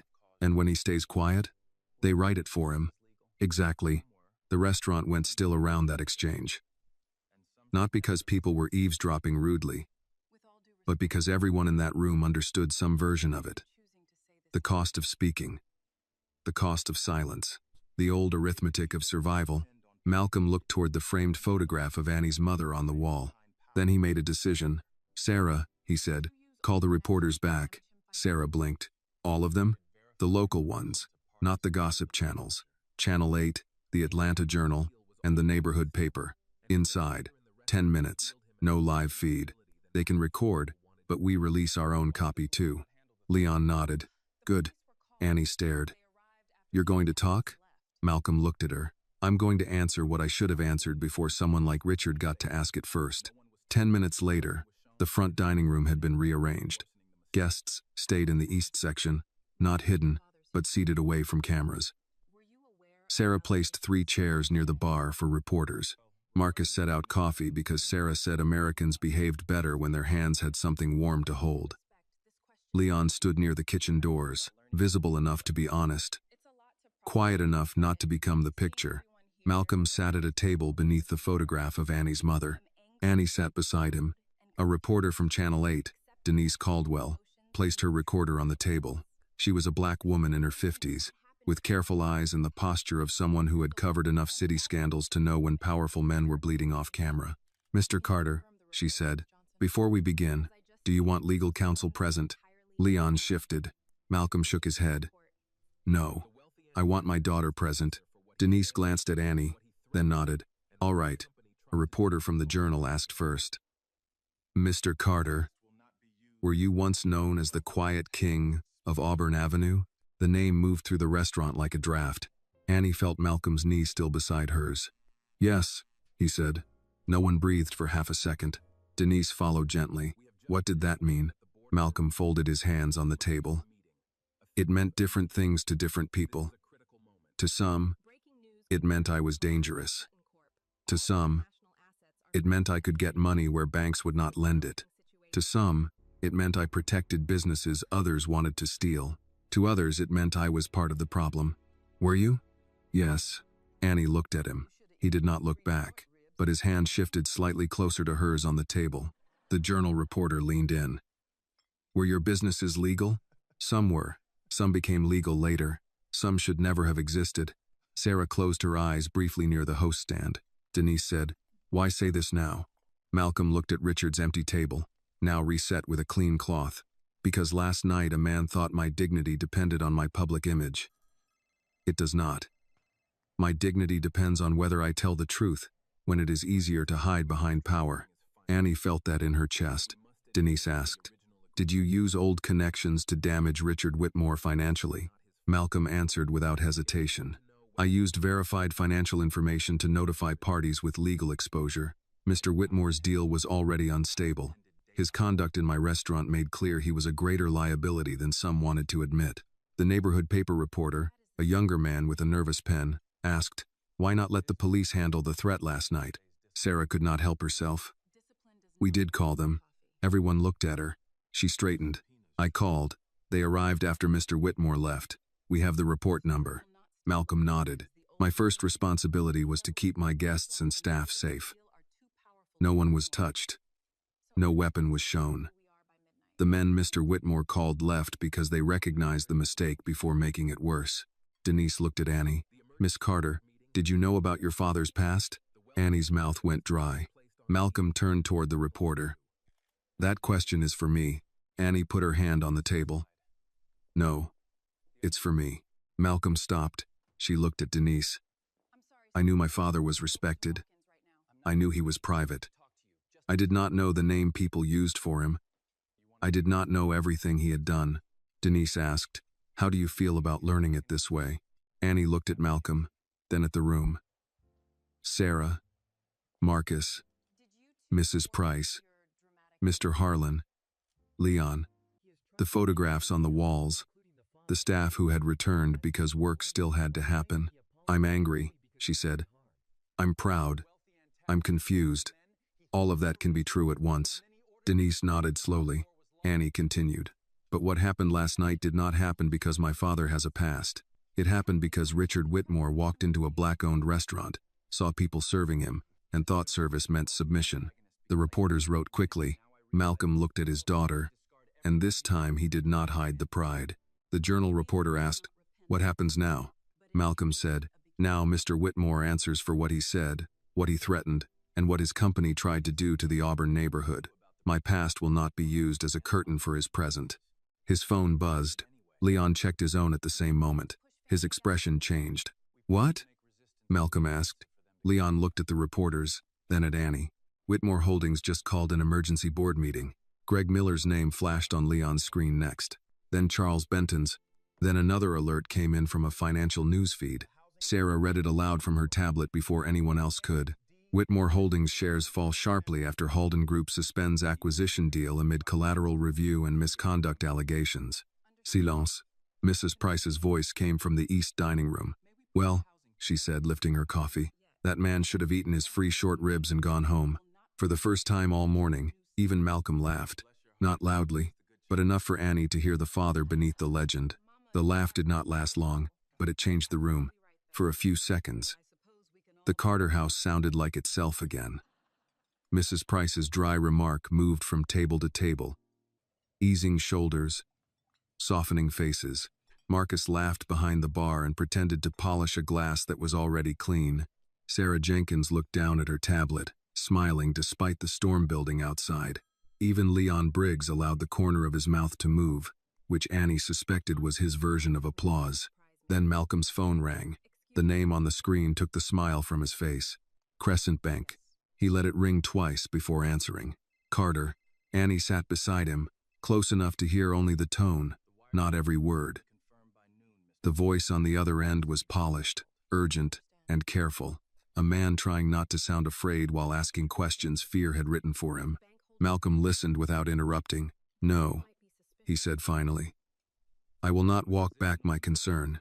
Another pause. "You guaranteed Whitmore's position based on documents that deserve review. That is not my fault. That is your risk department's." He listened again, eyes fixed on the clean tablecloth in front of him. "If your board wants to know whether I stand behind the information, the answer is yes.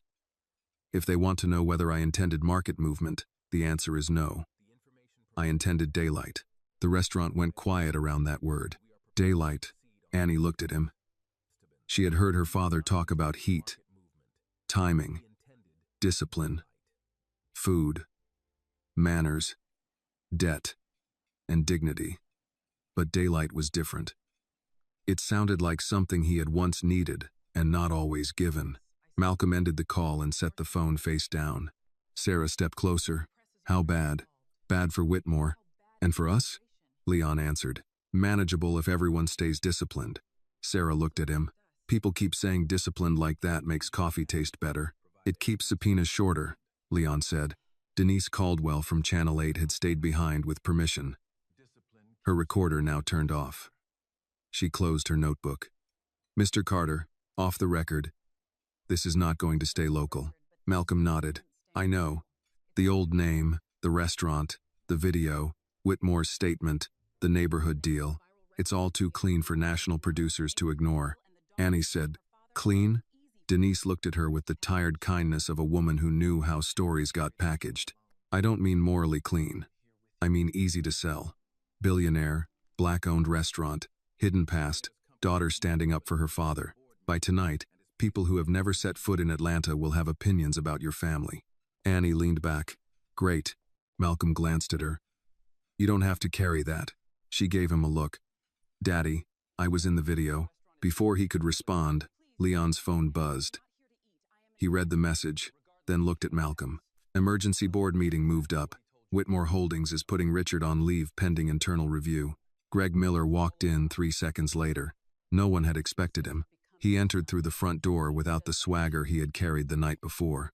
His hair was combed too quickly, his shirt collar sat wrong, and he held both hands where everyone could see them, as if entering a church after gambling in the parking lot. Sarah moved toward him. "Mr. Miller, we are not open to walk-ins right now. I'm not here to eat." Greg looked at Malcolm, then Annie, then back at Malcolm. "I need to talk." Leon shifted. "You can talk from there." Greg stopped just inside the door. "Fine." Malcolm stood. "Say what you came to say." Greg swallowed. Richard lied. "Mrs. Price, from the East dining room, said, we established that over coffee." Greg glanced toward her, then quickly away. "I mean about more than last night." Charles Benton entered behind him, slower, carrying a leather briefcase. He looked as if he had aged since midnight. Sarah stared at him. "Did the two of you coordinate your dramatic entrance?" Charles said. "Unfortunately, no. Greg called me from the curb because he didn't want to come in alone." Greg muttered, "I didn't say it like that." "You absolutely did," Charles said. Malcolm did not smile. "Why are you here?" Charles set the briefcase on a table but did not open it. "Because Richard is trying to blame everyone else before the board removes him. You, me, Greg, the lender, the market, the weather. If he can find a memo. He's telling people you coerced him, that your men threatened him, and that he only apologized because he feared physical harm." Leon said, "That is foolish." Charles looked at him. "He is past foolish." Greg spoke quickly. "I'll give a statement. I heard him call the men. I heard him threaten the restaurant. I heard him tell them to break in if the door was locked." Annie stared at him. "Last night you laughed." Greg flinched. "I know. You laughed when he told us to kneel." His face reddened. "I know. Then why should anyone trust you now?" Greg opened his mouth, closed it, then tried again. "Because I'm scared." Annie almost laughed. "That's your reason?" "It's the honest one." Greg looked at Malcolm. "I invested with Richard because he won. That's what I cared about. He won deals, he won rooms, he won arguments. Last night, I saw what he looks like when he can't win, and I realized every man standing near him becomes useful or disposable. I don't want to be disposable." Mrs. Price called, Fear is not repentance, but it can be a beginning. Greg looked like he wanted to argue, then thought better of it. Charles opened the briefcase. I have emails. Not all of them. Enough. Richard knew the Auburn properties included protected family parcels and minority-owned businesses that required separate review. He pushed to close before those objections surfaced.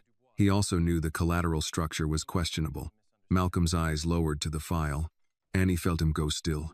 This was not only about spilled wine anymore. Maybe it never had been. Sarah stepped forward. Are you saying he planned to push families out illegally? Charles chose his words carefully.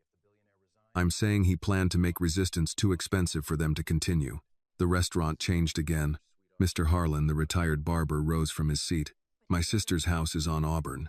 Charles looked at him. Then she needs a lawyer before Monday. Malcolm turned to Leon. Call Pastor Bell. Call Janice Rowe at the housing clinic. Call the Bar Association referral line. Quietly at first. We need names, addresses, documents, deeds, tax notices, every family affected. Leon was already typing. On it, Annie watched her father shift from wounded parent to commander. No rage. No wasted motion. Just responsibility. Finding a target. She understood then why people had once feared him, but she also understood why others had followed him.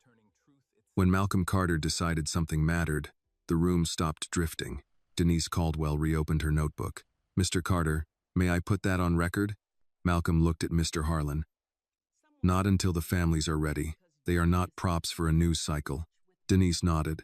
Fair. Greg looked at Annie. For what it's worth, I'm sorry. She held his gaze. For laughing, or for getting caught beside the wrong man? He winced. Both, probably. That's not an apology. That's inventory. Charles let out the smallest breath, almost a laugh, then covered it. Greg nodded. You're right. I'm sorry I laughed when Richard humiliated your father. I'm sorry I joined in because it was easier than being decent, and I'm sorry it took fear for me to say it. Annie did not forgive him. Not yet. But she believed that sentence more than the first one. Malcolm looked at Greg. Give your statement to Leon, then leave my restaurant. Greg nodded quickly. Yes, sir. Charles lingered. Malcolm. Mr. Carter. Annie corrected before she could stop herself. Charles looked at her, then dipped his head. Mr. Carter. Richard's board may ask whether you will settle quietly. Malcolm's face gave nothing away. Settle what? The public matter. The statements. The financial pressure. If he resigns, issues a broader apology, withdraws from Auburn, and covers legal aid for affected families, they may ask whether you'll stop pushing. Annie turned to her father. She expected him to say no. Part of her wanted him to crush Richard until nothing remained but a lesson. Malcolm looked toward the dining room windows, where regulars sat in plain view of cameras, drinking coffee like a quiet wall. Then he said, I don't need Richard Whitmore destroyed. I need him unable to harm the people he thought were beneath him. Leon looked up. Those are different strategies. I know. Annie studied her father. There it was again. The old power, held by the throat. Sarah said softly, and if he refuses? Malcolm picked up the file Charles had brought and handed it to Leon. Then daylight gets brighter. Outside, another news van pulled to the curb. Inside, Mrs. Price raised her cup again and said, Well, somebody warm the biscuits. Justice is easier to watch with butter. By early afternoon, the Carter house no longer looked like a restaurant caught in scandal. It looked like a neighborhood deciding where to stand. Cars lined both sides of the street. Some belonged to reporters, but most belonged to regular people. Church mothers, retired teachers, barbers, nurses, contractors, former waitresses, men in work boots, women in Sunday hats, though it was Saturday, families who had eaten at the Carter house after funerals, graduations, anniversaries, and ordinary paydays when ordinary people wanted one good meal served with respect. Sarah Jenkins stood by the front door with a clipboard and the expression of a woman willing to fight weather, press, or foolishness with the same pen. We are not doing interviews at tables, she told a young producer trying to charm his way inside. We are not filming guests without permission. We are not blocking the sidewalk. And if one more person calls this a viral restaurant, I will personally introduce them to the alley exit. The producer blinked. Are you the owner? No, Sarah said. That's why I'm still polite. Inside, Annie stood behind the bar helping Marcus refill coffee cups. She had changed into a clean black shirt, but the name tag remained. Annie. Not Carter. Not daughter. Not the girl from the video. Just Annie. Marcus leaned close and murmured, "For the record, I did wear my good shoes." She glanced down. Brown leather, polished to a shine. "They're nice. My aunt texted and said if I'm going to be background in history, I should not look dusty." Annie laughed, and it felt strange to hear herself do it. At the corner table, Mrs. Price had become unofficial command. People kept stopping by to ask what happened, and she kept telling them the same thing. A rich man behaved poorly, a young woman told the truth, and Malcolm Carter remembered he owns more than a kitchen. Mr. Harlan, the retired barber, sat beside her, reading the printed statement Charles Benton had provided. His hands shook once when he saw the street names listed under the Auburn redevelopment file. "My sister's block is here," he said. Malcolm stood across from him, sleeves rolled, no apron now. "We're going to get her help. She paid that house off in '98. I know. She still keeps my mother's Bible in the front room." "I know." Mr. Harlan looked up. "You don't know everything, Malcolm." "No," Malcolm said, "but I know enough to start." That was how the afternoon changed. It stopped being only about Richard Whitmore. The wine, the insult, the apology, the video, all of it became the door. Behind that door sat deeds, loans, pressure letters, rezoning language, quiet threats, and families who had been told they were sentimental obstacles in the path of progress. Leon sat up at the staff meal table with 2 laptops and 3 phones. He looked like a man running a war from a lunch counter. Beside him, Janice Rowe from the housing clinic arrived with reading glasses, a canvas tote full of legal pads, and no patience for drama. "Mr. Carter," she said, shaking Malcolm's hand. "I heard you finally let your past be useful in public." Malcolm gave her a look. "Good afternoon, Janice." "It is not good yet. It is busy." She turned to Annie. "You the daughter?" Annie nodded. Janice studied her. "Good backbone. Keep it. But sleep when older women tell you to." "I'll try." "That means no." "We'll work on it." By 3 o'clock, affected families began coming in through the back entrance to avoid cameras. Sarah seated them in the private dining room. Coffee, water, biscuits, and soup went out without anyone asking. Malcolm insisted on food. "People think clearer when they're not hungry," he said. Annie carried a tray into the room and saw faces she recognized from the neighborhood. Mrs. Bell, who sold pound cakes at church fundraisers. Mr. Adams, who fixed porch railings. The twins who ran the small print shop near Auburn. A woman who had cut Annie's hair when she was in middle school. They did not look like case files. They looked tired. Mrs. Bell held a letter in both hands. They said if I didn't sign by Monday, legal fees would eat up whatever offer was left. Janice read the letter, then looked at Malcolm. Predatory timeline. Leon said, same language in 3 others. Mr. Adams placed a folder on the table. They sent a man to my house. Said my property taxes had irregularities. I knew that was nonsense. I pay early every year. Malcolm's jaw tightened. Name?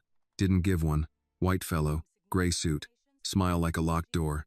Annie wrote that down without being asked. Leon noticed. You taking notes, Miss Carter? Yes. Good. Write dates when they remember them. Times if they can. Small details matter. Annie looked at the people around the table. All right, who came first? For the next hour, she listened. Not as the girl from the video. Not as Malcolm's protected daughter. As someone old enough to understand that dignity could be stolen in paperwork as easily as in a dining room. A man could pour wine on the floor and tell you to kneel. A company could send a letter with legal language and do the same thing more slowly. At 4:15, Sarah appeared at the door. Malcolm, Whitmore Holdings, issued another statement. The room quieted.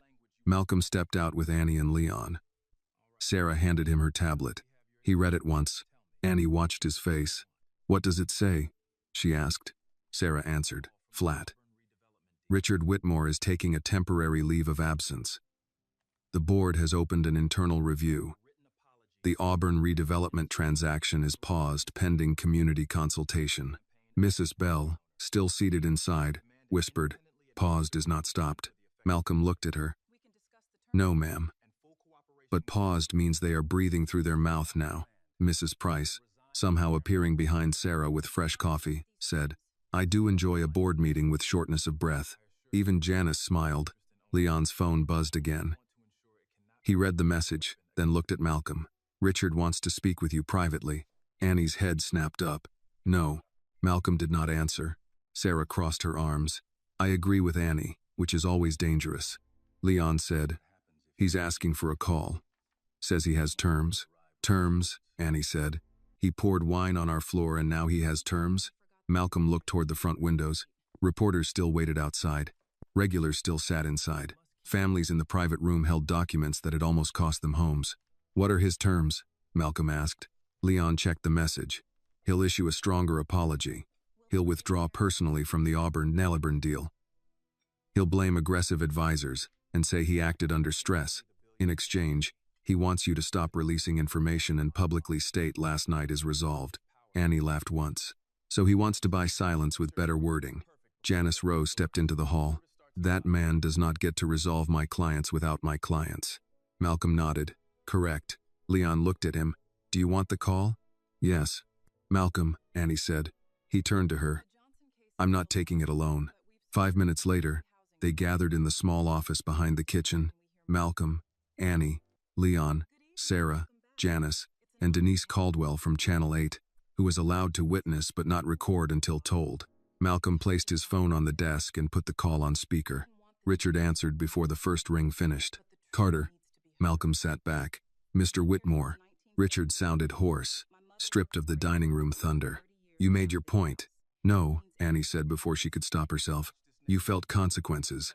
That is not the same thing." "Silence," Richard said. "Is your daughter on this call?" Malcolm answered. "Yes. I asked to speak privately. You lost that privilege when you made my family public." Richard breathed hard through his nose. "Fine. I'll apologize again. Properly. I'll step away from Auburn. I'll make donations to whatever community group you want. But this stops today." Janice leaned toward the phone. "Who exactly are you asking to stop, Mr. Whitmore? Mr. Carter, the families, the bank, the board, or the truth?" "Who is that?" "Janice Rowe. Attorney for several homeowners your people pressured." Richard cursed under his breath. Sarah said, "Speakerphone, Mr. Whitmore." Another silence. Richard tried again. "Look, mistakes were made." Annie closed her eyes. Malcolm said, "Say that sentence correctly." "What?" "Mistakes did not make themselves." Richard's voice hardened. "I said I'll apologize." "To whom?" "To you, your daughter, the staff, and the families on Auburn." A pause. Richard said, "That's a separate business matter." "No," Malcolm said. "That is the same sickness wearing a suit." Denise looked up sharply at that line. Richard snapped, "You're enjoying this, aren't you?" Malcolm's voice lowered. "No. Men like you always think accountability is revenge because revenge is the only language you respect." No one in the office moved. Richard said, quieter, "What do you want?" Malcolm looked at Janice. She nodded once. Malcolm spoke clearly. "Full withdrawal from the Auburn redevelopment deal. Written apology naming the racial insult. The threat against my restaurant. And the pressure campaign against property owners. Legal fund for affected families, administered independently. Cooperation with the board review. And you resign as chairman before your board pretends to discover courage." Richard laughed bitterly. "You want my company." "No," Malcolm said. "I want you unable to use it as a weapon. That's not a negotiation. It was never meant to be." Richard said nothing for so long Annie thought the call had dropped. Then he whispered, "If I refuse." Leon answered softly, "Then tomorrow we'll arrive with documents." Richard hung up. Annie stared at the phone. Sarah said, "Well, that was rude." Janice gathered her papers. It was also fear. Malcolm stood. "Then we keep working." Annie followed him back into the hallway. "Do you think he'll agree?" Malcolm looked toward the private dining room, where neighbors bent over paperwork under warm light, their coffee cups full, their voices low but steadier now. "I don't know," he said. But tonight, he is no longer deciding alone. Outside, the sun had begun to lower over Atlanta. Inside the Carter house, dinner service had not yet begun, but the kitchen was already moving. People still had to eat, and justice, Annie was learning, did not excuse anybody from setting the table. Dinner service began at 6, because Malcolm Carter refused to let Richard Whitmore turn the Carter house into a courthouse with table linens. By then, the restaurant had changed shape. The front dining room still served guests, but the private room had become a quiet legal clinic. Janice Rowe sat at the head of a long table with reading glasses low on her nose, sorting letters into piles. Leon Briggs had 2 phones, 1 laptop, and the patience of a man who could wait all night for someone else to make a mistake. Sarah moved between rooms with coffee, menus, updates, and the kind of authority that made people sit straighter, without knowing why. Annie worked the floor, not because anyone asked her to, because standing still made her thoughts too loud. She carried shrimp and grits to table 4, refilled sweet tea for Mrs. Price, brought Mr.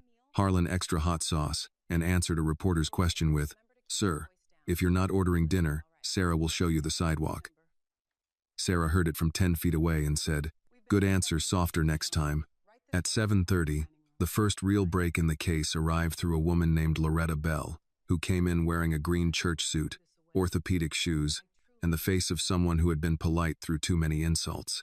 She placed a folder in front of Janice. "My nephew told me I should bring this," she said. "I almost threw it out." Janice opened it. Malcolm stood behind her. Annie leaned close enough to see a letter from Whitmore Holdings. Polite on top and threatening underneath. Janice read silently, then looked up. "Mrs. Bell, did someone come to your house after this?" "Yes, ma'am. Man in a gray suit. Said if I didn't sign, the city might decide my porch wasn't up to code." Malcolm's eyes sharpened. Leon asked, "Did he give a name?" "No, but he left a card." Mrs. Bell reached into her purse and pulled out a small white business card. "Only reason I kept it was because he put his coffee cup on my piano without a coaster. I wanted to remember the kind of man he was." Mrs. Price, from the doorway, said, "That is evidence and judgment. Efficient." Leon took the card and read the name. Peter Voss. Whitmore Community Transition Consultant. Sarah snorted. "That title sounds like a threat in khakis." Janice held out her hand. "May I?" Leon gave her the card. She took a photo and looked at Malcolm. "This connects the pressure letters to Whitmore's redevelopment team." Malcolm nodded. "How many families?" "Enough to make this ugly," Janice said. "Not enough yet to make it undeniable." Annie looked at the folders spread across the table. "Then we get more." Malcolm glanced at her. "You have been on your feet since morning. So has everybody else. That is not an argument. It is if you taught me by example." Mrs. Price made a satisfied sound. "She got you there, Malcolm." He gave the older woman a look. "You are enjoying this too much. I am old. Enjoyment is medicine." The room almost laughed. Then Leon's phone buzzed. He read the message and his face went still. "Board vote in 20 minutes, he said. "Richard is trying to resign with a severance package and non-disparagement protection." Sarah stared. "He wants to be paid to leave quietly?" Janice's mouth flattened. "Of course he does." Annie looked at Malcolm. "Can they give it to him?" "They can try," Leon added. "If they think silence costs less than scandal, yes." Malcolm looked toward the dining room, where people were eating beneath photographs of families who had fought harder battles with less language and fewer lawyers. "Then they need to understand scandal is already at the table." He turned to Denise Caldwell, who had been waiting near the bar with her recorder off and a cup of coffee untouched. "Miss Caldwell," Malcolm said, "are you still willing to record a statement from affected homeowners?" Denise straightened. "If they want to speak. Only if they want to." Mrs. Bell lifted her chin. "I'll speak." Mr. Harlan stepped into the private room. "So will I." One by one, people looked at each other and decided. Not everyone. Some were afraid. Malcolm did not push them. That mattered to Annie. He could have.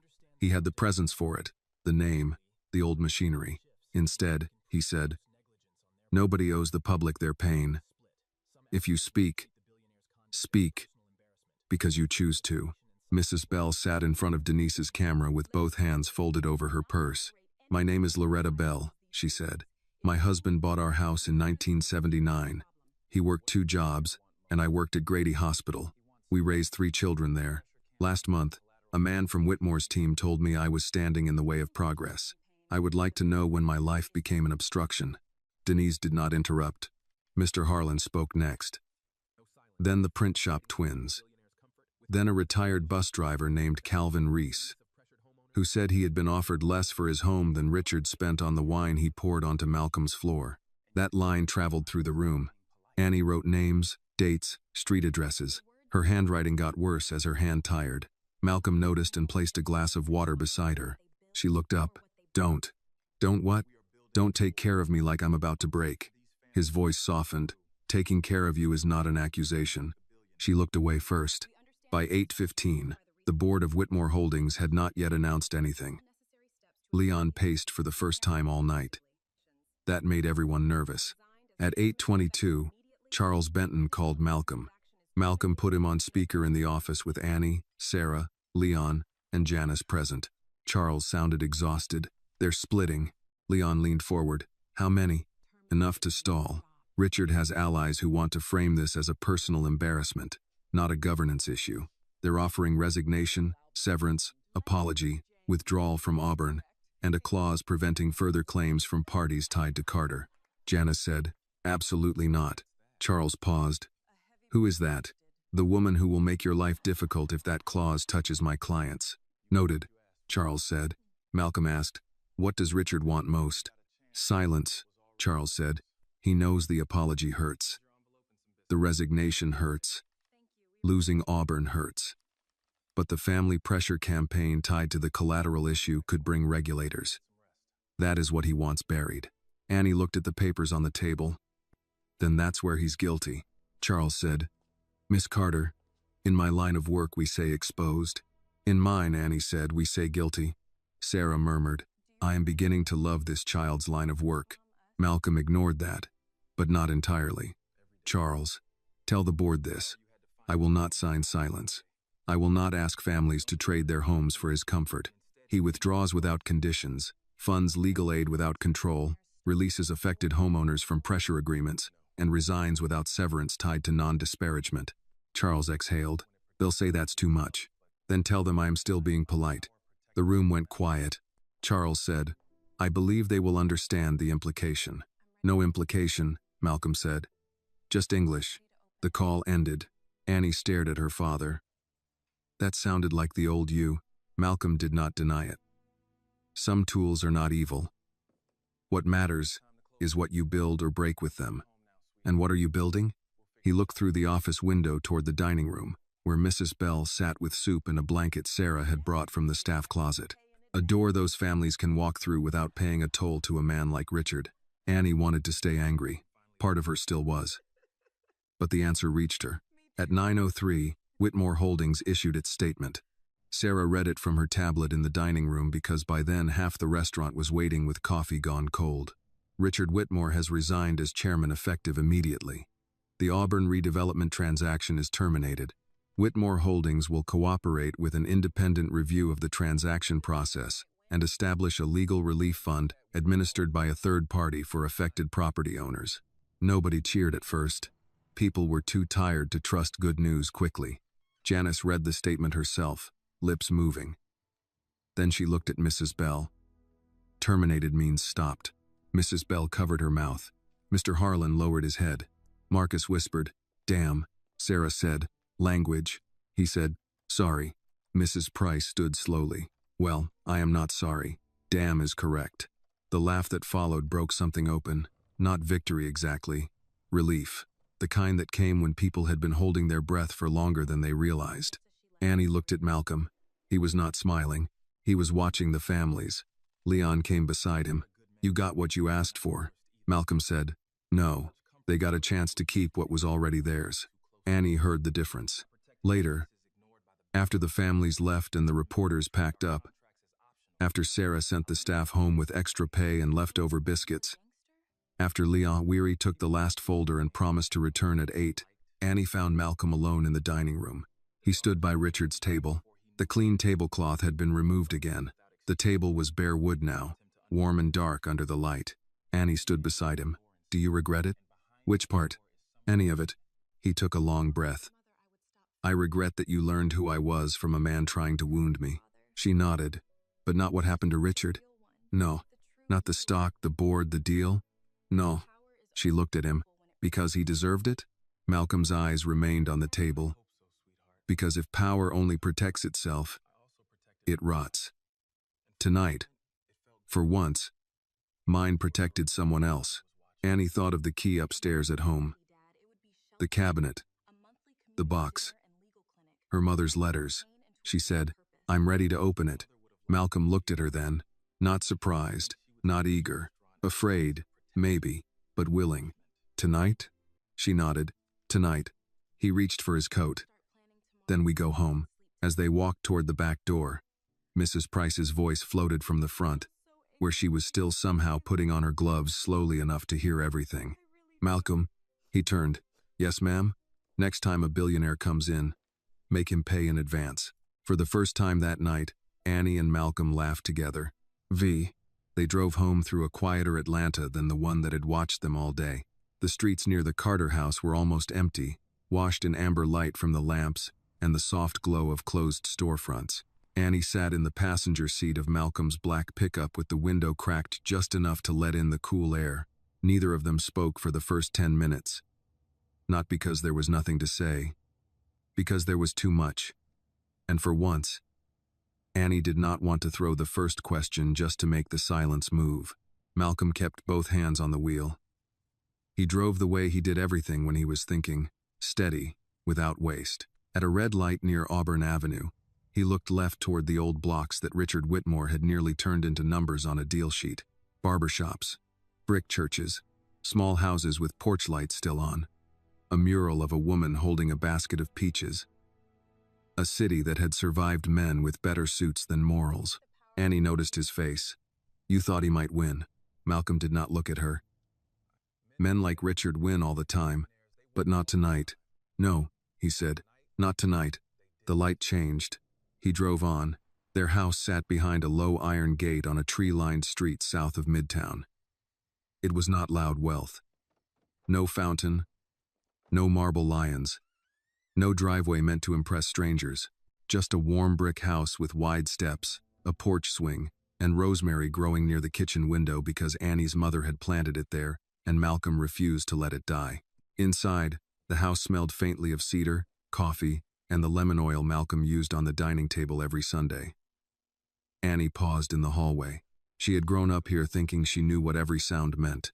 The hum of the old refrigerator, the creak on the fourth stair, the way rain tapped against the back windows. Tonight, even the familiar things seemed to be waiting. Malcolm hung his coat on the hook by the door. "You still want to do this?" Annie held out her hand. In her palm lay the brass key. "Yes." He nodded, then led her down the hall to his office. She had been in that room many times, but never like this. As a child, she used to spin in his leather chair while he reviewed invoices. In high school, she came in to ask for gas money, college advice, or permission to go somewhere he would say no to, before eventually saying yes with conditions. The office had always seemed boring in a comforting way. Shelves of cookbooks, framed permits, old photographs, a desk too neat to be trusted. Now Malcolm crossed to the cabinet along the back wall and stopped. "You open it," he said. Annie slid the key into the bottom drawer. It turned with a soft click. Inside was a wooden box, dark and plain, with no lock. Malcolm carried it to the desk and stepped back. Annie looked at him. "You're not going to sit?" "I don't know if I deserve to." She hated that answer. She also understood it. "Sit down, Daddy." He did. Annie lifted the lid. The first thing inside was a photograph of her mother, Simone Carter, standing in front of the Carter house before the sign had been installed. She wore jeans, a white blouse, and a headscarf, one hand on her hip, smiling at whoever held the camera. On the back, in her handwriting, were the words, "Build something that feeds more than hunger." Annie touched the ink with one finger. "She wrote that?" Malcolm's voice was quiet. "The day we bought the building, you never showed me. I couldn't explain it without explaining everything around it. That was your mistake." "Yes." No defense, no argument. Annie set the photo aside. Beneath it were old newspaper clippings, folded contracts, photographs of men Annie did not recognize, a few letters tied with a faded ribbon, and a business card yellowed at the edges. Malcolm E. Carter. Private Investments. Annie turned it over. On the back, in her mother's handwriting, was another line. "Power is only beautiful when it protects someone." Annie read it twice. Then again. Malcolm looked at the card as if it had once been a mirror. "She gave me that after a night I almost didn't come home," he said. Annie's fingers tightened around the card. Almost? He nodded. There was a dispute over a property near Edgewood. I had men ready. Other men had men ready. Your mother stood in our kitchen, pregnant with you, and told me if I walked out to prove I could win, I might win the street and lose my house. What did you do? I went anyway. Annie looked up. Malcolm did not look away. That is why the card mattered. Not because I listened the first time, because I didn't. The room seemed to settle around that. What happened? I won. His mouth tightened. And when I came home, your mother was sitting at this desk, with that card in front of her. She said, Malcolm, every time you use power to protect your pride, you make the world less safe for the people you claim to love. Annie looked down at the words again. Power is only beautiful when it protects someone. Did you change after that? Not all at once. People never do. He looked at her with a tired softness. No, they don't. She opened the bundle of letters. The first was addressed to Malcolm in Simone's careful handwriting. Annie did not read the whole thing. It felt too private. But one sentence caught her before she could look away. I am not asking you to become harmless. I am asking you to become responsible for the harm you are capable of doing. Annie swallowed. That sounds like Mom. It does. Did she forgive you? Malcolm looked toward the window. She loved me. Forgiveness came in pieces. Annie folded the letter carefully and placed it back. Beneath the letters was a small black and white photograph of Malcolm much younger, standing beside Leon Briggs and 3 other men outside a closed nightclub. Young Malcolm looked nothing like the father who packed her lunches. His face was leaner, harder. His eyes seemed to dare the world to reach for him and find out the cost. Annie slid the photo toward him. Were these your men? Yes. Did they love you or fear you? Both. That was the problem. She thought of Leon calling him boss. The respect, the caution, the long memory. Does Leon still love you? Malcolm let out a small breath. Leon would say that is a sentimental question. What would you say? I would say yes, in his way. And you? I owe him more than I can repay. I also owe him a better version of me than the one he followed. Annie nodded slowly. The last item in the box was a restaurant napkin, old but clean, with a sketch of the Carter House logo in blue ink. Simone's handwriting again. Carter House. Let the name mean shelter, not fear. Annie felt tears come then, sudden and inconvenient. She wiped them quickly, but Malcolm saw. I'm sorry, he said. For what part? All the parts that made you ask that. She almost smiled through the hurt. That's too broad to be useful. You get that from your mother? Good. He nodded. Yes, good. Annie sat back, the business card still in her hand. When Richard said I'd learn what kind of man you really are, I got scared. So did I. I thought maybe he knew something that would take you away from me. Malcolm's voice roughened. Annie, she looked at him. But the worst part is, he did know something. Not all of it. Not the real thing. But enough to hurt. Malcolm leaned forward. My past is real. His use of it was a weapon. Those are not the same. I know. Do you? I'm trying. He accepted that. For a while, they sat with the open box between them. Outside, a car passed. The refrigerator hummed from the kitchen. Somewhere upstairs, the old house settled into itself. Annie placed the business card on the desk between them. Power is only beautiful when it protects someone, she said. Is that what you did tonight? Malcolm answered slowly. I hope so. You also protected your pride. Yes. She appreciated that he did not lie. Did it feel good? She asked. His eyes closed briefly. For a moment. That answer hurt, but it was the right kind of hurt. Clean, honest. And after? After I remembered you were watching. Annie looked at the card, then at him. I was watching before that too. When you apologized. When you tried to feed him instead of break him. I hated it then. And now? I still hate some of it. He nodded. But I understand more. Malcolm looked at her then, fully, the way he had looked at Richard when the room changed, but without the coldness. Understanding is more than I had a right to expect tonight. You don't get to decide what I can handle anymore. No, he said. I don't. She picked up the napkin with Simone's sketch. The Carter House should do the community dinner every month. He blinked. What? For the neighborhood. Legal clinic if needed. Free meals. People bring paperwork. Questions. Stories. Not charity. Shelter. Malcolm looked at the napkin, then at her. Your mother would have liked that. I know. You sure you want to take that on? No, Annie said. But you said ready people are often just people who haven't thought long enough. A slow smile crossed his face. Using my words against me? Responsibly. He laughed. Quiet and real. Annie put the card back in the box, but not at the bottom. On top. Tomorrow, she said, we start planning. Tomorrow? Yes. Tonight we sleep. Malcolm looked relieved and wrecked at the same time. That may be the wisest thing said in this house all day. She stood, then hesitated beside his chair. Daddy? Yes? I'm still angry. I know.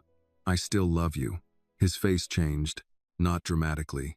Malcolm Carter was not a dramatic man when something mattered, but the words reached him. They went past the owner, past the old name, past the boss, straight to the father who had spent years trying to become worthy of the daughter standing in front of him. I love you too, he said. Annie leaned down and kissed his cheek. Then she left the office, carrying nothing but the smell of old paper, her mother's handwriting, and the knowledge that truth could hurt without destroying what it touched. Behind her, Malcolm stayed seated for a long time, looking at the open box. At last, he picked up Simone's business card and read the words again. Power is only beautiful when it protects someone. For the first time in years, he did not read them like a warning. He read them like instructions. By the following month, the Carter house had a new table in the private dining room. It was not the best table, not the one by the window where guests like to be seen, not the long walnut table used for wine dinners and anniversary parties. It was a plain oak table Malcolm ordered from a carpenter 2 blocks over, wide enough for food, paperwork, elbows, and the kind of tired hands that needed somewhere to rest. Sarah Jenkins hated it at first. It doesn't match, she said, standing with both hands on her hips. Malcolm looked at the table. Good. Annie, carrying a stack of clean coffee cups, stopped beside him. That is not a design philosophy. It is when the room has been too polished for too long. Sarah sighed. You two are going to become impossible together. We already were, Annie said. The first community dinner began on a Thursday evening, because Annie argued weekends felt too much like charity events, and Tuesdays made people suspicious. Malcolm did not ask why Tuesdays made people suspicious. He had learned that sometimes his daughter's logic arrived before the explanation and still turned out right. The sign outside read, Carter House Community Supper. Bring questions. Bring papers. Bring somebody who needs a meal. No cameras were invited. A few came anyway and were met at the door by Sarah. This is not a press event, she told them. This is supper. If you are hungry, you may come in and eat. If you are fishing for tears, the sidewalk is available. Mrs. Price arrived early in a purple coat and declared the whole thing poorly organized because nobody had given her authority, then sat at the oak table and began telling people where to place their folders. Mr. Harlan brought his sister, who brought 3 neighbors. Janice Rowe came with 2 young attorneys from the housing clinic. Marcus wore his good shoes again. Luis brought his mother. Elise brought extra pens because, as she said, somebody always needs a pen right when truth starts happening. Leon Briggs stood near the back wall for the first hour, arms folded, watching the room. Annie noticed and walked over. You planning to guard the cornbread all night? Leon looked down at her. Cornbread has started wars in more families than money. That almost sounds true. It is true enough. She studied him for a second. You don't have to stand in the shadows here. His expression changed slightly. Habit. Daddy's trying to break some of those. Leon looked across the room at Malcolm, who was serving gumbo to Mrs. Bell and listening as she explained that the city had finally answered her property complaint after 6 weeks of silence. Your father has been trying to break habits since before you were born, Leon said. Did you think he could? No. Annie waited. Leon added, I was wrong. That was as close to a speech as she expected from him. The evening filled slowly, not dramatically. People came in with envelopes, old deeds, tax letters, medical bills, business permits, questions about eviction notices, questions about wills, questions about whether a grandson with bad credit could still inherit a house if the paperwork was clean. Some came only to eat. Malcolm treated both groups the same. He moved through the room with coffee, plates, and quiet attention. He called older women ma'am. He called men by their names. He bent down to hear people who spoke softly, but he did not lower himself for anyone's cruelty anymore. Annie saw the difference now. Humility had a spine. Shame did not. At 8, Sarah brought out peach cobbler, and Mrs. Price tapped her spoon against her glass. "If this is a meeting, I demand order," she said. Sarah muttered, "Lord help us." Mrs. Price ignored her. "Last month, some of us nearly lost what our families spent decades building. Tonight, we are sitting here eating too much butter because people told the truth at the right time, so I propose a toast." Mr. Harlan raised his coffee. "To Annie." Annie froze. "No. Yes," Mrs. Price said. "Child, don't argue with older women in public. It makes you look poorly raised." A laugh moved through the room. Annie looked at Malcolm for help. He lifted his cup. Absolutely no help at all. Mrs. Price continued, "To Annie Carter, who reminded a rich man that money does not make him tall." "To Annie," the room said. Annie felt heat rise in her face. "I was defending my father." Mrs. Price nodded. "That is how some revolutions begin." Malcolm looked at Annie over the rim of his coffee cup. His eyes were warm, but there was something else there too. Gratitude, regret, pride, all of it, sitting together without needing to be sorted. Later, when the last plates had been cleared and the attorneys packed their bags, Annie found Malcolm in his office. The wooden box sat open on his desk. Simone's business card lay beside it. "Power is only beautiful when it protects someone." Annie leaned against the doorframe. "You okay?" "No." She smiled a little. "Good. I'd be worried if you said yes." He looked up. "You spend too much time with Sarah." "Everybody should." He picked up the card, then handed it to Annie. "I want you to keep this." She did not take it right away. "Daddy, that's Mom's." "Yes. So why give it to me?" "Because I used to read it like it was written to stop me." His voice was quiet. "You read it like it is telling you where to go." Annie took the card carefully. "Are you sure?" "No," Malcolm said, "but I am learning not to confuse fear with wisdom." She ran her thumb over her mother's handwriting. Outside the office, the restaurant settled into closing sounds, chairs lifted onto tables, water running in the bar sink, Sarah telling Marcus that good shoes did not excuse slow side work. The ordinary noise felt like a blessing. Annie looked at her father. "Do you think people will forget what happened?" "Some will." "And Richard?" Malcolm leaned back. He resigned. The board cut him loose. The Auburn deal is dead. The review will take months. Men like Richard rarely disappear, but he will have fewer rooms willing to pretend they don't know him. That's not as satisfying as I expected. Justice rarely is. She frowned. That sounds depressing. It is honest. He stood and looked through the small office window toward the dining room. Revenge wants a clean ending. Justice usually leaves work behind. Annie thought about the oak table, the folders, Mrs. Bell's hands, Leon's quiet apology without apology, Sarah at the door, Mrs. Price turning supper into civic duty. "Then we keep working," she said. Malcolm smiled. "Yes." They turned off the office light together and walked through the restaurant. At the front, Annie paused by the table where Richard Whitmore had sat. It had been reset like every other table. Clean linen, 2 polished glasses, forks aligned, no stain, no trace of wine. But Annie remembered. So did the room. Malcolm stopped beside her. "What are you thinking?" She looked at the table, then at the photographs on the wall, then at the new oak table in the private room. "I'm thinking he came here to celebrate taking a neighborhood," she said, "and somehow he helped us protect one." Malcolm nodded. "Cruel men often reveal the door by trying to lock it." She glanced at him. "That one of yours?" "Your mother's, probably. I steal from the best." Annie laughed, and this time nothing caught in her throat. At the door, Sarah waited with the keys. "Are we having a family moment?" "Because I charge overtime for witnessing those." Malcolm took his coat from the hook. "Good night, Sarah." "Good night, Mr. Carter." "Good night, Annie." Annie looked back into the Carter house one last time. A month ago, she had thought the restaurant was her father's kingdom, polished and warm and built on recipes. Now she knew it was more than that. It was his apology, his promise, his shelter, a place made by a man who had once used fear and was still learning, every day, to use power differently. Outside, Atlanta moved under the streetlights, still complicated, still unfair, still full of men who mistook service for weakness and silence for consent. But inside the Carter house, something had been settled. Not finished. Settled. No one forgot the night Annie Carter threw down her towel and asked a billionaire if he had insulted her father. Not because a powerful man fell. Powerful men fall every day and call it weather.